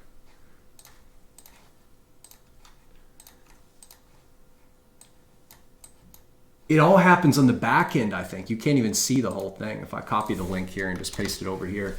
So they are there any requests coming through as you change that? Let me click intercept and change this to can edit. Okay, here we go, here we go, here we go. I did not plan to test this attack vector while I was on this, but now we will, because I like it. So the way that this is done, the way that they generate a link, let's just try sending this now. There it is. Okay, so we can't see it happening. But when we go to invite and we make any modifications to this, or when this is first brought up, right? See, now it's not happening because we have our proxy turned on. No other requests are going through. So there is a request when you modify that generates this invite link. So this is actually a really, really great. Let's do generate invite link. And this is fairly simple, right? So let's get rid of all of the cookies that we don't need. Wow, there's a lot of additional stuff here that other ones don't have. So let's drop that off, everything else over here. And then once again, let's make sure this will still work. Send. Okay, perfect. So let's come back over here and take a look at our test. So I'm going to change this to, let's change this entirely. Creates external link. That should be capitalized. There we go. The syntax I use, if it's all lowercase, then it is directly correlated to like a data within the application. If it's all caps, it's more of like an operation, adds, creates, to, etc. I treat them like SQL queries. Capital case is typically like a mechanism or more of like a thing within the application. But it just depends. It depends on what my feeling is there. So I just want to make sure you don't think there's some type of special thing that you're missing or I'm doing some complex math in my head. I'm just throwing something in the notes that helps me. That's all you got to do. That's all you got to do. Okay, so we're going to create an external link that will hopefully allow demo user 2, team 2 to click on that, but they would get edit privileges within a team that they should not get edit privileges for. So that would be demo user 1. So demo user 1 is going to attempt to escalate their privileges here. So let's minimize this. Let's close out. And now we're going to go to our demo user 1. We'll go to demo user 1, team 2. Oh, we got to turn off our proxy so we can actually navigate there. There we go. Okay, and now we'll click on an invite. we have can view. Let's capture just to make sure. So we have the same one coming in here for the 100. So all we need to do for our test, this request here should be coming from demo user 1. So let's go ahead and grab our value so that we can identify this as demo user 1.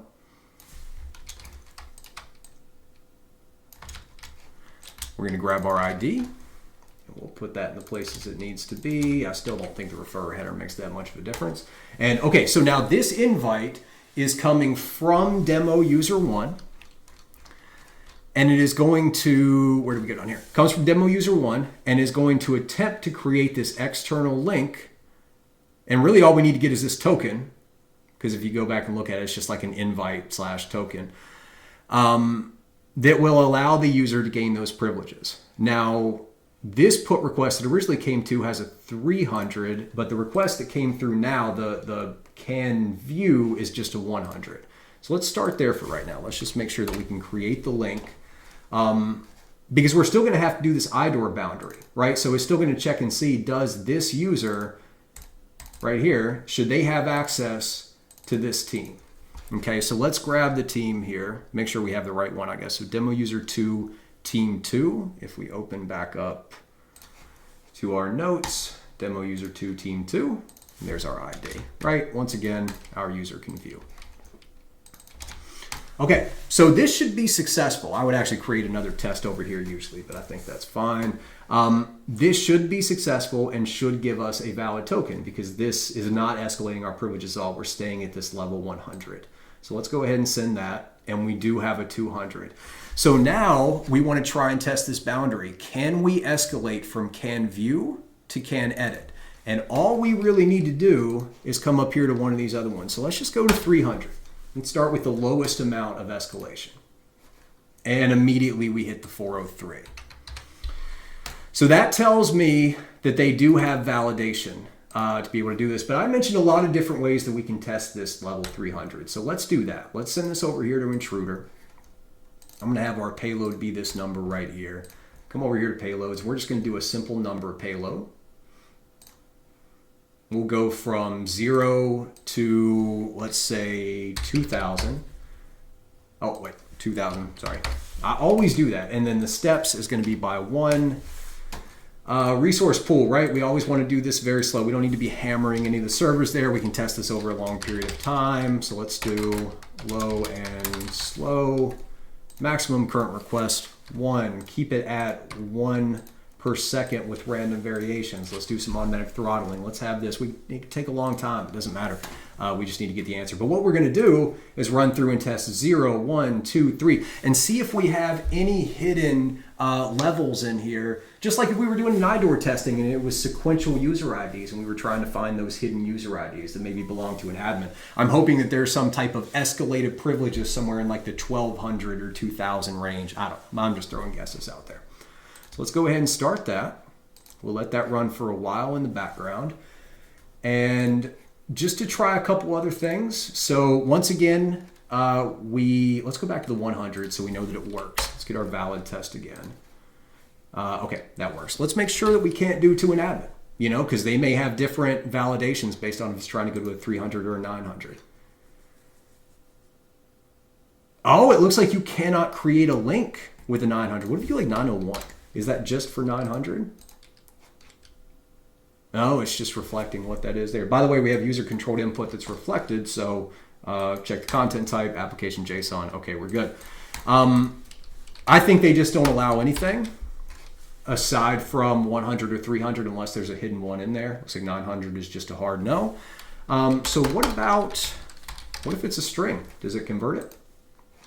It does convert it. Yeah, the ID and everything there. Okay, it does convert that.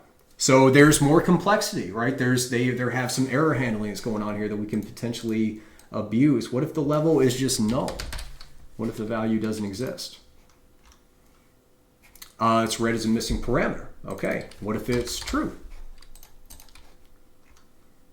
Now we have an internal error. I always love 500. This means we have sent the application something that it did not expect us to send and call us an unexpected behavior. What does that mean? We don't know. What happens if this is false? Now, once again, we have that. How could we trick the application? I'm hoping that we can find a way to get this to fail open. But yeah, what about a negative number? So true works, and I'm coming down here. This is the modify testing. So level colon true 500 response. So that is a bit of a pointer there. What if I do negative 100? Is that just going to check it like any other number? Yep, just says it's not eligible. What if it's a string? Does it just convert that back to a string? Yep, it's just reflecting everything there. What if we just do ABC and just give some strings? Automatically converts that over to 0, so maybe they're checking to see if there's any digits. What if it's ABC 1, 2, 3? Does that convert that to 1, 2, 3? Nope, still throws it to 0. So maybe there's a check on the back end that says if there's any digits, we're just going to drop it down to 0.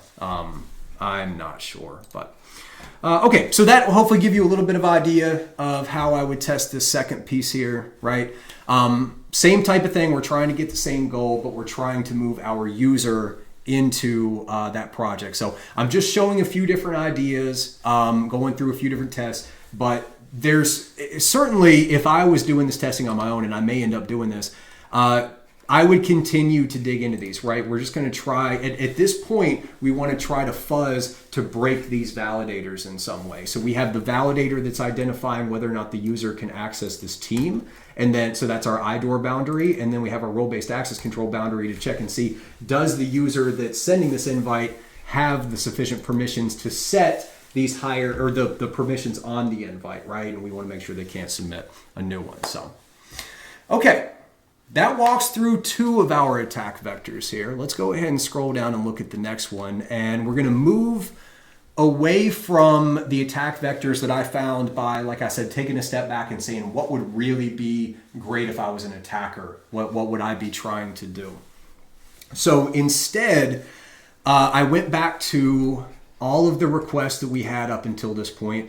And the methodology I used to find this one was I wanted to look for requests that were very obvious candidates for indirect object references or access control violations. Access control violations are usually kind of hard to see, but IDORs, you're looking for some type of ID in the request. So this stood out to me for 2 reasons here. And what we're going to try and do is we're going to try to access files through a desktop endpoint, but we're going to use the browser, a desktop application endpoint, but we're going to use the browser to access that endpoint to see if we can throw off the validators that way. So if you remember, the whole purpose of additionally testing on the desktop application is to find variability between the way that the desktop application sends requests to the server and the way the browser-based application sends requests to the server. So one of the things that I noticed as I was doing that testing is if you come over here to the Figma browser here, the Figma app, they have a button down here in the bottom called Explore Community that does not exist within the web browser version, or at least not in the way that we're looking at it here. If you click on this, what it does is it opens a new tab that's essentially a web browser. There is a web browser that is built into this. But in order to facilitate that, the application actually has several different endpoints that are specifically designed to handle requests like this. So we have desktop new tab as one of them, and that's why it stood out. Now the FUID here, after doing some poking around and testing, let's fairly easy. You come in and copy this and do Control F and find that. You'll see that, that's the only one we have here. But these are tied to different user objects that we have, right? We can see right there's our user ID. We can come back up here. So this is very clear. We're creating a new desktop tab, and then we are sending a user ID as part of this. So and let's make this a little bigger here, and we can come over to the repeater itself. We can go to that. Desktop versus browser. Here we go. So from this request, we are sending a GET request to access this page that loads up several different files. Let's go ahead and copy this here, copy the URL, and I'm going to open this in my browser. I'll do it in incognito mode. Do I have a private? No, I'll close down the other one. Okay. So we'll open up the other private browser. Let's go ahead and add this in. And this will load up. And I'm interested to see if it actually loads here or not. It looks like it's not going to. No, so nothing comes up here. Okay, so let's see if there's anything in the console as well. But I can show what it looks like. What in the world is that? Huh, that's kind of interesting. But okay, so we have a session here for demo user 2. So what I can show is if we come in and we paste this in, and then we make sure that our user ID in this is demo user 2. Let's grab this here. Oops. Now it does take a little bit typically, because what's happening is this URL loads, and then based on this ID here, there we go, it's gonna start to come up. Based on that ID here, there's a ton of client-side JavaScript that gets loaded up. In fact, let's go ahead and open this right here so we can see. Come to the network tab. The browser's running a little bit slower than I'd like to be. Might have to do a reboot here in a bit. Man, it's running really slow, isn't it? Jeez.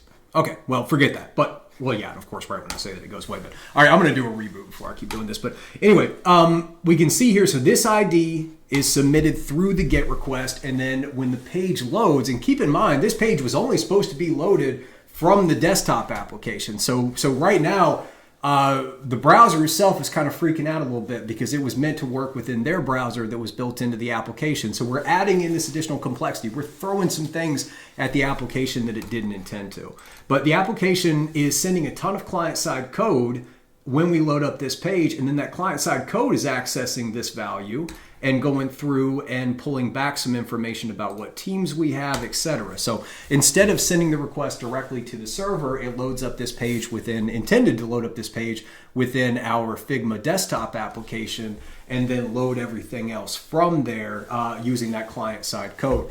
So because this is a very obvious indirect object reference attack vector, because this is an endpoint that was intended to come from the desktop, so it may have different functionality when it's loaded in a browser. And because this seems to get us access to files, which is something that we're trying to get access to initially. Now, obviously, there's going to be another step here to get to it, but we don't know. There may be a trust relationship between this page because it may assume that this can only come from the desktop application here. So that's always something that I want to text. We're throwing a ton of extra complexity in there that the developers probably haven't spent a ton of time thinking about, and hopefully we can get that unexpected behavior.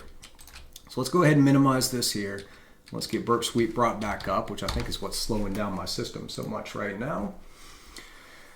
And we'll get rid of this. So the testing itself is going to be fairly easy, right? Let's go ahead and let's do this. Let's get this reduced as well. So we just need to keep that auth-in cookie, which is right there. So everything else above it can go away. Everything else below it can go away as well. And now all we need to do to test is we need to see if we can get this page to load when we have an ID that does not match the cookie here. Now, is the page entirely going to load and get us access to something we shouldn't have access to? We don't know because so much is happening with the client side, but we can at least start there. And I don't believe there's any change in the response based on what we're sending. So let's do this. Let's grab a valid cookie for demo user 1. We're going to put that in there. And then we'll grab the ID as well. And we'll add it there just so we can see that those match. So I would expect for this to give us a 200. We'll go ahead and send that there. And then let's see, let's open this up. We'll get rid of our incognito tab, and I'm going to open up our regular Figma tab here. And I want to actually get logged out. I just want a typical browser that I can use. And now I'm going to right-click, show this response in the browser. And of course, we could always just say render right here and see what happens. But I imagine that's going to take a while trying to come through the Chrome. Yeah, I don't love waiting on that. I want to see how it works in an actual thing. So We will load this. Oops. And let's see if this will actually load up or not. It did load up, but it looks like we're missing some information. And it's not loving that. What happens through the actual HTTP history when we send that?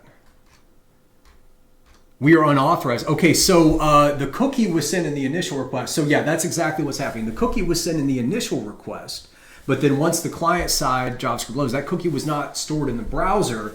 So that seems to be causing a specific issue here. So, but that is a way that we can do our test. What happens if we have a different thing? What if we have a different combination? So let's get user 2 and send this. Do we have no variation in the response, or at least not with the response code? Let's show this response in the browser.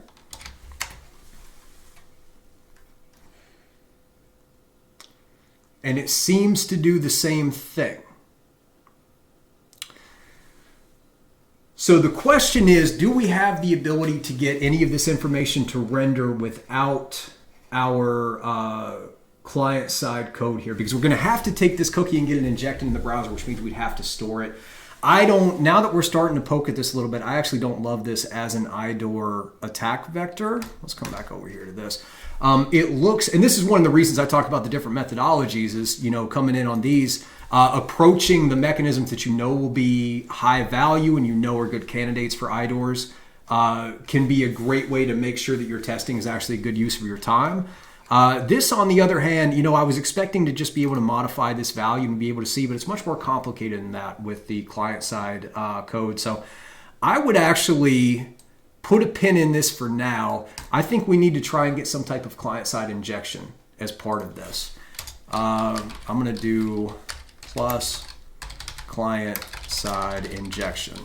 Right, because I think you need to have something else. This is not going to be a straight IDOR. There's a lot of complexity here with how the page is being loaded and the files are being loaded. But I'm feeling pretty good about the idea of leveraging this endpoint to potentially poison the client side and then later cause it to have an IDOR. So I would actually look for this to be a chain between two different vulnerabilities.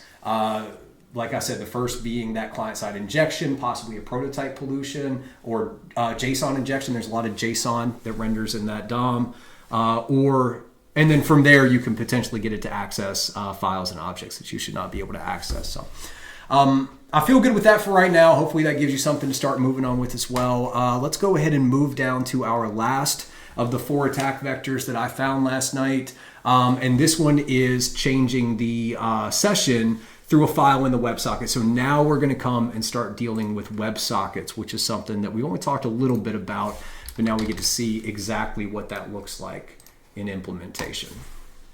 So if you think back to the beginning of the video, when we were talking about WebSockets, you'll remember that I said HTTP, HTTPS. So each of these requests, not this one actually, but each of these requests that's come through using HTTP and HTTPS, these are not stateful. It is a one-time operation. We send a request to the server. We have to prove who we are in every single one of those requests. And then based on that, the server is going to say, okay, here's the data that I'm allowed to return.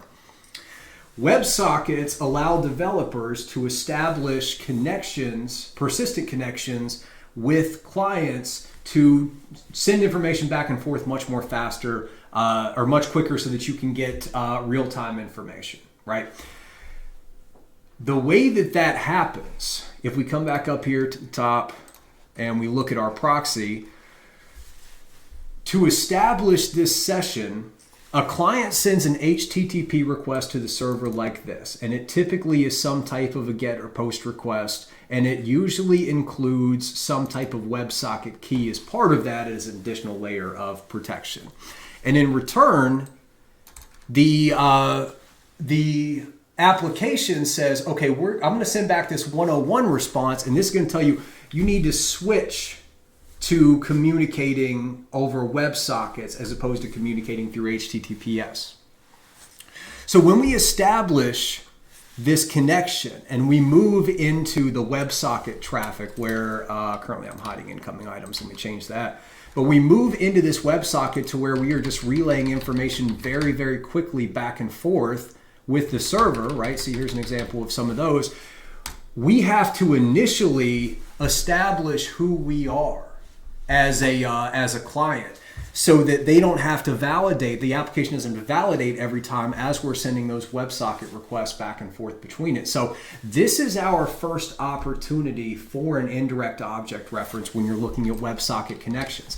Can we first trick the client, or trick the application, into believing that we are a different user? If we can do that, and then we can continue to communicate as that user within the WebSocket, then we're going to be able to get, then that's a privilege escalation right there. That is an example of where we can get additional mechanisms that we would not have had access to before. So this looks like one of those options. The way that you would look through and find that is I would actually search specifically for any response status codes that are a 101, and you can just very easily sort by starting at the the lowest number, because they're typically a 200 is the lowest number of status code that you're going to see.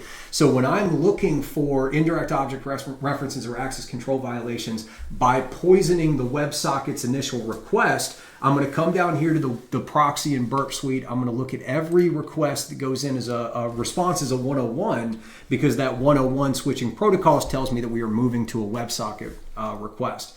But you should also know that not all of these WebSocket connections are designed to communicate critical data. In fact, a lot of them are not. A lot of them are designed to be used from an unauthenticated perspective. Now, we don't have that here because you establish a WebSocket connection when you're working and collaborating, which is why I think this is a good target. But if you just have a chat bot on the front of a generic page, and there's no authentication, you're probably not going to be able to get too much as far as IDORs. That's where you want to look for server-side injections, things like that. Client-side injections too, but server-side more so. But so what I'll do is I will click down through these, and I'm looking for any of these requests. First of all, anything that's not a GET request is better, although GET requests are very typical. Actually, it may be possible that you have to do a GET request. I don't know that for sure. I think I've seen some post requests, but I could be wrong. Somebody correct me if I am wrong in the comments. But I'm looking through these parameters, and I'm looking for, or the cookies, to see if there's any information that we are providing the application to say who we are. The most secure implementation of this is that we've already established a session, and then we are using that session in order to establish our WebSocket connection as well. And we're going to use that session to validate who we are. I believe that's how this is being done. I don't see anything within these parameters here. And we can see if we send this over to repeater, let's send this again. And here we get a 400 error. And the reason for that could be two reasons for that. One could be that we could have an issue with our security WebSocket key. I think that's part of it. But it also may be that our session is invalidated at this point, and that's the reason we're not getting it. There's a lot of layers of security within establishing this WebSocket connection that I want to save for another video. That's not what I want to focus on right now, but I wanted to talk about a little bit of the basics with this. I would need to spend a little bit of time to figure out how everything is calculated to get a secure connection. But one idea that I do have here, if you look up at the top, let's grab, where are we at? We have our user ID value right here, which obviously is associated to one of our known users that we've been using. You can see we have a client type, so maybe this will change if I do desktop as opposed to web, right? I always want to introduce that new complexity. And then kind of weird, so we have this here. This has a different user ID. So this looks like that came out of our testing. We were testing that desktop new tab. It tried to establish that WebSocket connection. It was not able to. So I'm starting to wonder if there's some type of execution flow between that desktop tab that we were playing with before and this here, to where if we can get these two values to match, potentially it would load, establish a WebSocket connection or load more information than we previously had. We don't know right now.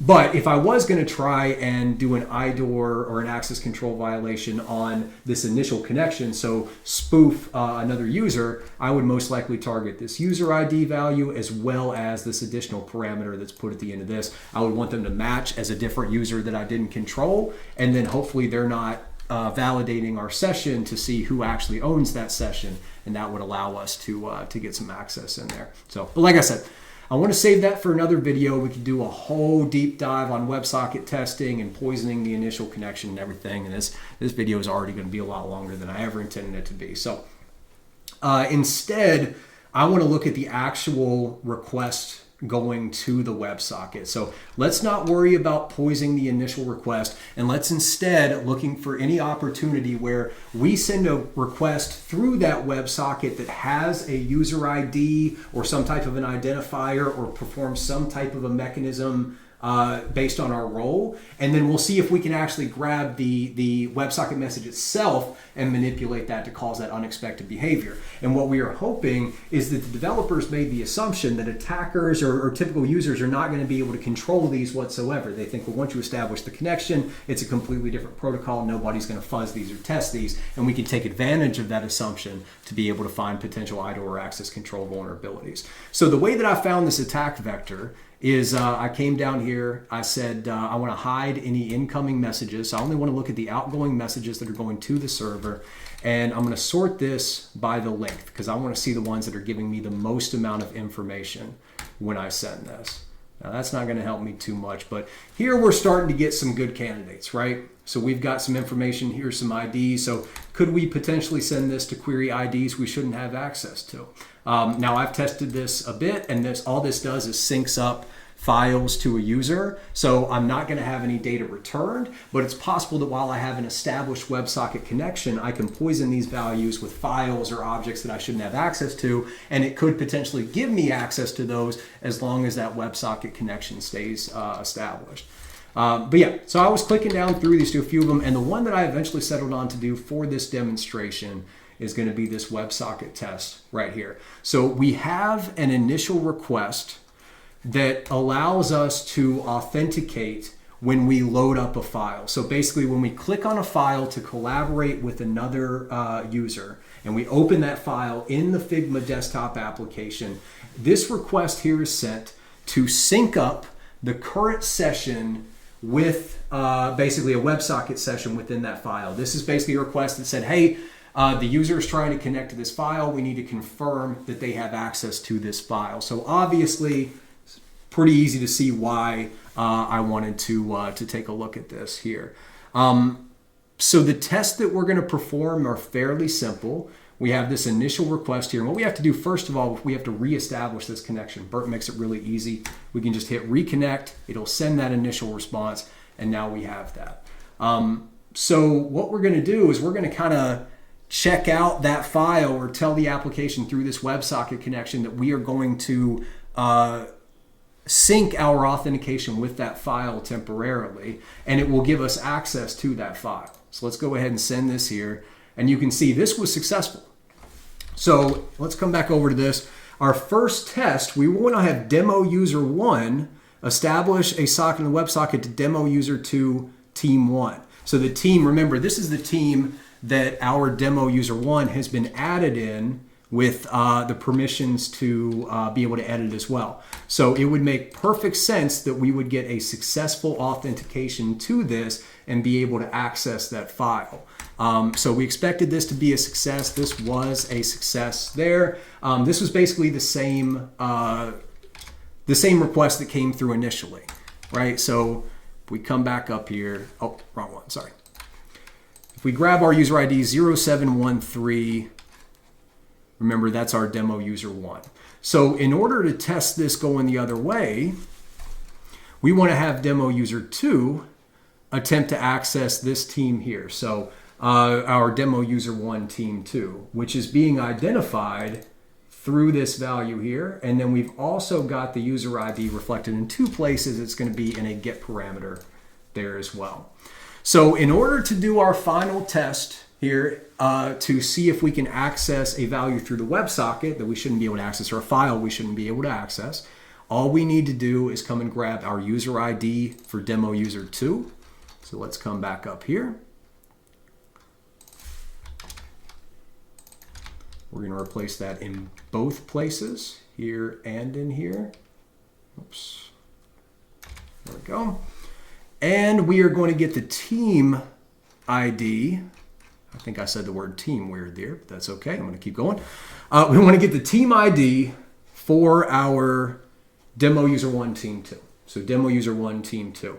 And theoretically, we should not be able to access this because at no time have we added demo user 2 into demo user 1, team 2 at all. This is a completely new team that even in our other testing, we have not had any success with. So here is what success looks like. If we're able to establish another authentication success here, then we should get our session ID through the WebSocket and be able to actually establish a connection to that file and start collaborating on a file that we should have no access to within the tool. So I've already come through and tested or changed those. I'm just going to change our team ID. And now we have our team ID here, which points to our right here, demo user 1, team 2, right? Let's just confirm that we've got that correct. Keep doing that. Some things in Windows take 2 clicks from the hotkeys, some take 1. What's up with that? I want to know why that is. Very, very curious. Okay. Demo user 1, team 2. Gosh, it gets really, really hard to keep this all together. Our ID is right here. That does match 6582.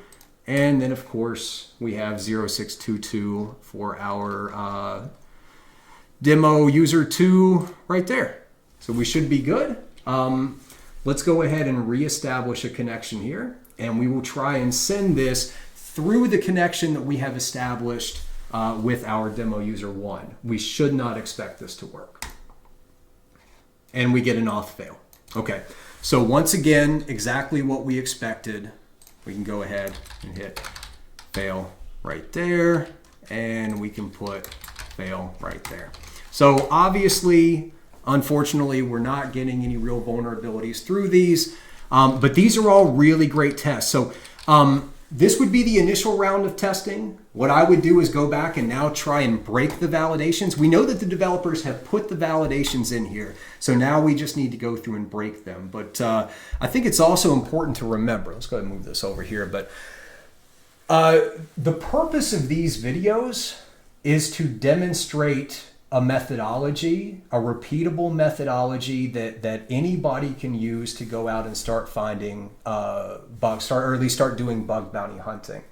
I am not able to show a valid vulnerability or a valid bug, at least not that exists within the application here, as part of these pre-recorded videos. You know, it would either have to be something that has been found and resolved, or, you know, if I do find a vulnerability within this testing, obviously I can't show it in the video because that would be wildly illegal and unethical and yeah, just really not something that you want to do. But the purpose of these videos, like I said, is to teach how to do this testing, teach the methodology, or at least to show the way that I do it.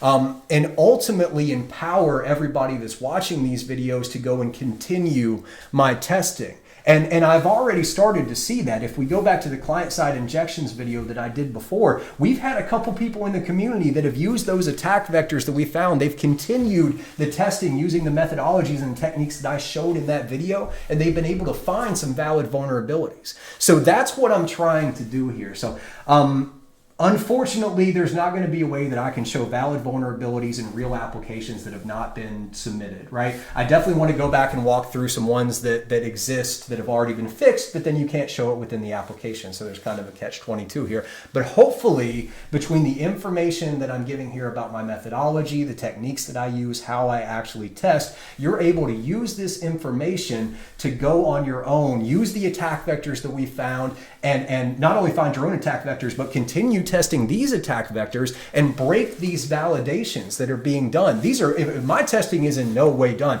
I'm going to continue testing these myself. If I find something, I want to submit it. You know, I found a decent little $500 one for my client-side injections that I was testing on too. Remember, we had that API endpoint with mass assignment. We got a little fun stuff going there. I don't typically like to talk about the vulnerabilities I get, but I just want to kind of show, like, typically when I stop these videos, it's at the point where I think we're close enough that we might be able to find something. So these are the endpoints that I'm going to continue to test. I'm going to continue looking for similar endpoints moving forward from this. But anyway, so let's get the screens flipped back around and we'll talk a little bit about what we learned. We can go ahead and wrap this up. Now, remember in part one of this video series, we learned how to test an application for indirect object references. We learned how to identify where those mechanisms are, where a unique identifier is being used to pull a larger data set that could include some sensitive data. We talked about how the application is going to validate against that, and we talked about a few ways that you can fuzz to bypass those validations. So all those same techniques from part one can be used here. Remember, we're throwing different hex values of ASCII characters that it wouldn't expect, Unicode, things like that, trying to find different avenues in to grab that data as opposed to the main one that they would expect to see. All those different ways that we can try and break those validations. In part two, we talked about testing the boundaries of role-based access control. So as opposed to accessing data that we shouldn't be able to access, we're now accessing mechanisms, and most of our testing exists within a single instance of the application. So we're looking to escalate privileges. If we are a lower level user, we want to get higher our permissions, maybe get an admin, maybe there's an admin in something above. All those different tests there. By the way, the level test that I did where I tested for a bunch of different numbers did not come back with anything. That's why I didn't show it. So, but I only tested up to 2,500. I didn't go down. So who knows? There may be some other things there. Anyway, sorry, I digress. Part two, tested for role-based access control. We learned how to try and bypass some of those validations. But for the most part in those first two videos, my goal was to teach the basic methodology for that, the underlying principles, the underlying technology that's involved in it, so we can build the foundation of being able to get to this unified methodology that we learned here today. So what we did today, we went in and started identifying attack vectors that had much more complexity. These are very indicative of real-world access control violations and IDOR violations, right? All the attack vectors that we looked at in this video are incredibly complex. There's multiple different boundaries of validations. They're testing things for indirect object references and access controls on the same endpoint. That is indicative of testing for IDORs and access controls in real-world applications. It makes it much, much more difficult than if you're doing one of those capture the flags where you just find ID equals 1 and you fuzz up until you see 31 and you happen to get the admin page. You know what I mean? Whatever it's going to be. You've all seen those typical indirect object reference labs. They're typically like an entry-level lab, right? But in the real world, with a real application, most single requests are going to have multiple boundaries tested at the same time, almost always. In fact, the application always should be validating, first of all, that the user itself or the client itself has is able to access the data in the back end of the object. That's going to be the IDOR test. And then they're also going to check the role to make sure that that user, that client, should be able to perform the action they are trying to perform. So that's where we have to do that unified methodology. And it's probably obvious to see that the more complex those validations are, the more boundaries that we have in there, the more complex the mechanism is if it's modifying multiple different objects or accessing multiple different objects as part of that, right? The request that we saw where we were trying to link, or the attack vector we saw where we were trying to link a file to a project and get that force its way in there, that was an incredibly complex mechanism happening on the back end where multiple different validations were being performed. That makes it really difficult to test. It makes it really difficult to be able to go in and understand that complexity and try to find requests and ways that you could get that unintended operation to work. It also makes it really difficult to prevent from the developer side. And once again, that's why we're introducing the desktop application as well. We want to try to find as many ways to introduce complexity as possible. When we see that complexity, when we see tech debt, when we see new code patterns, new validation patterns, that's a new thing we talked about in this one. How are they validating the indirect object reference and the access controls to make sure these are not going on? Can we identify the different patterns so that when we see new patterns or a pattern we haven't tested, we can say, well, this could be some type of a middleware or a library that's not as effective as the other ones that we've been testing. We talked about all that in there. So I believe that the information in these three videos gives you everything you need to go out and test for indirect object references and access control violations on real public programs. I think you can find your first bug. There's a ton of stuff out there. I'm just showing a couple attack vectors. I could make 100 videos in this series and keep going to all the different use cases and the more complex ones that we have, and especially when we get into WebSockets. I'm always looking for that complexity, be able to dig it in. So you can take the baton from here.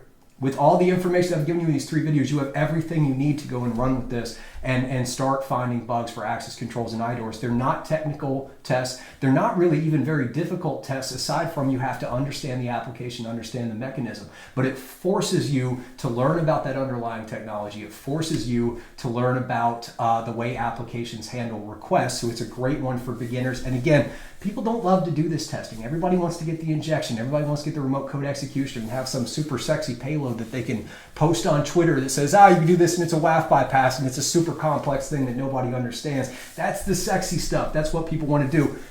This is where the bugs are. This is how you make money.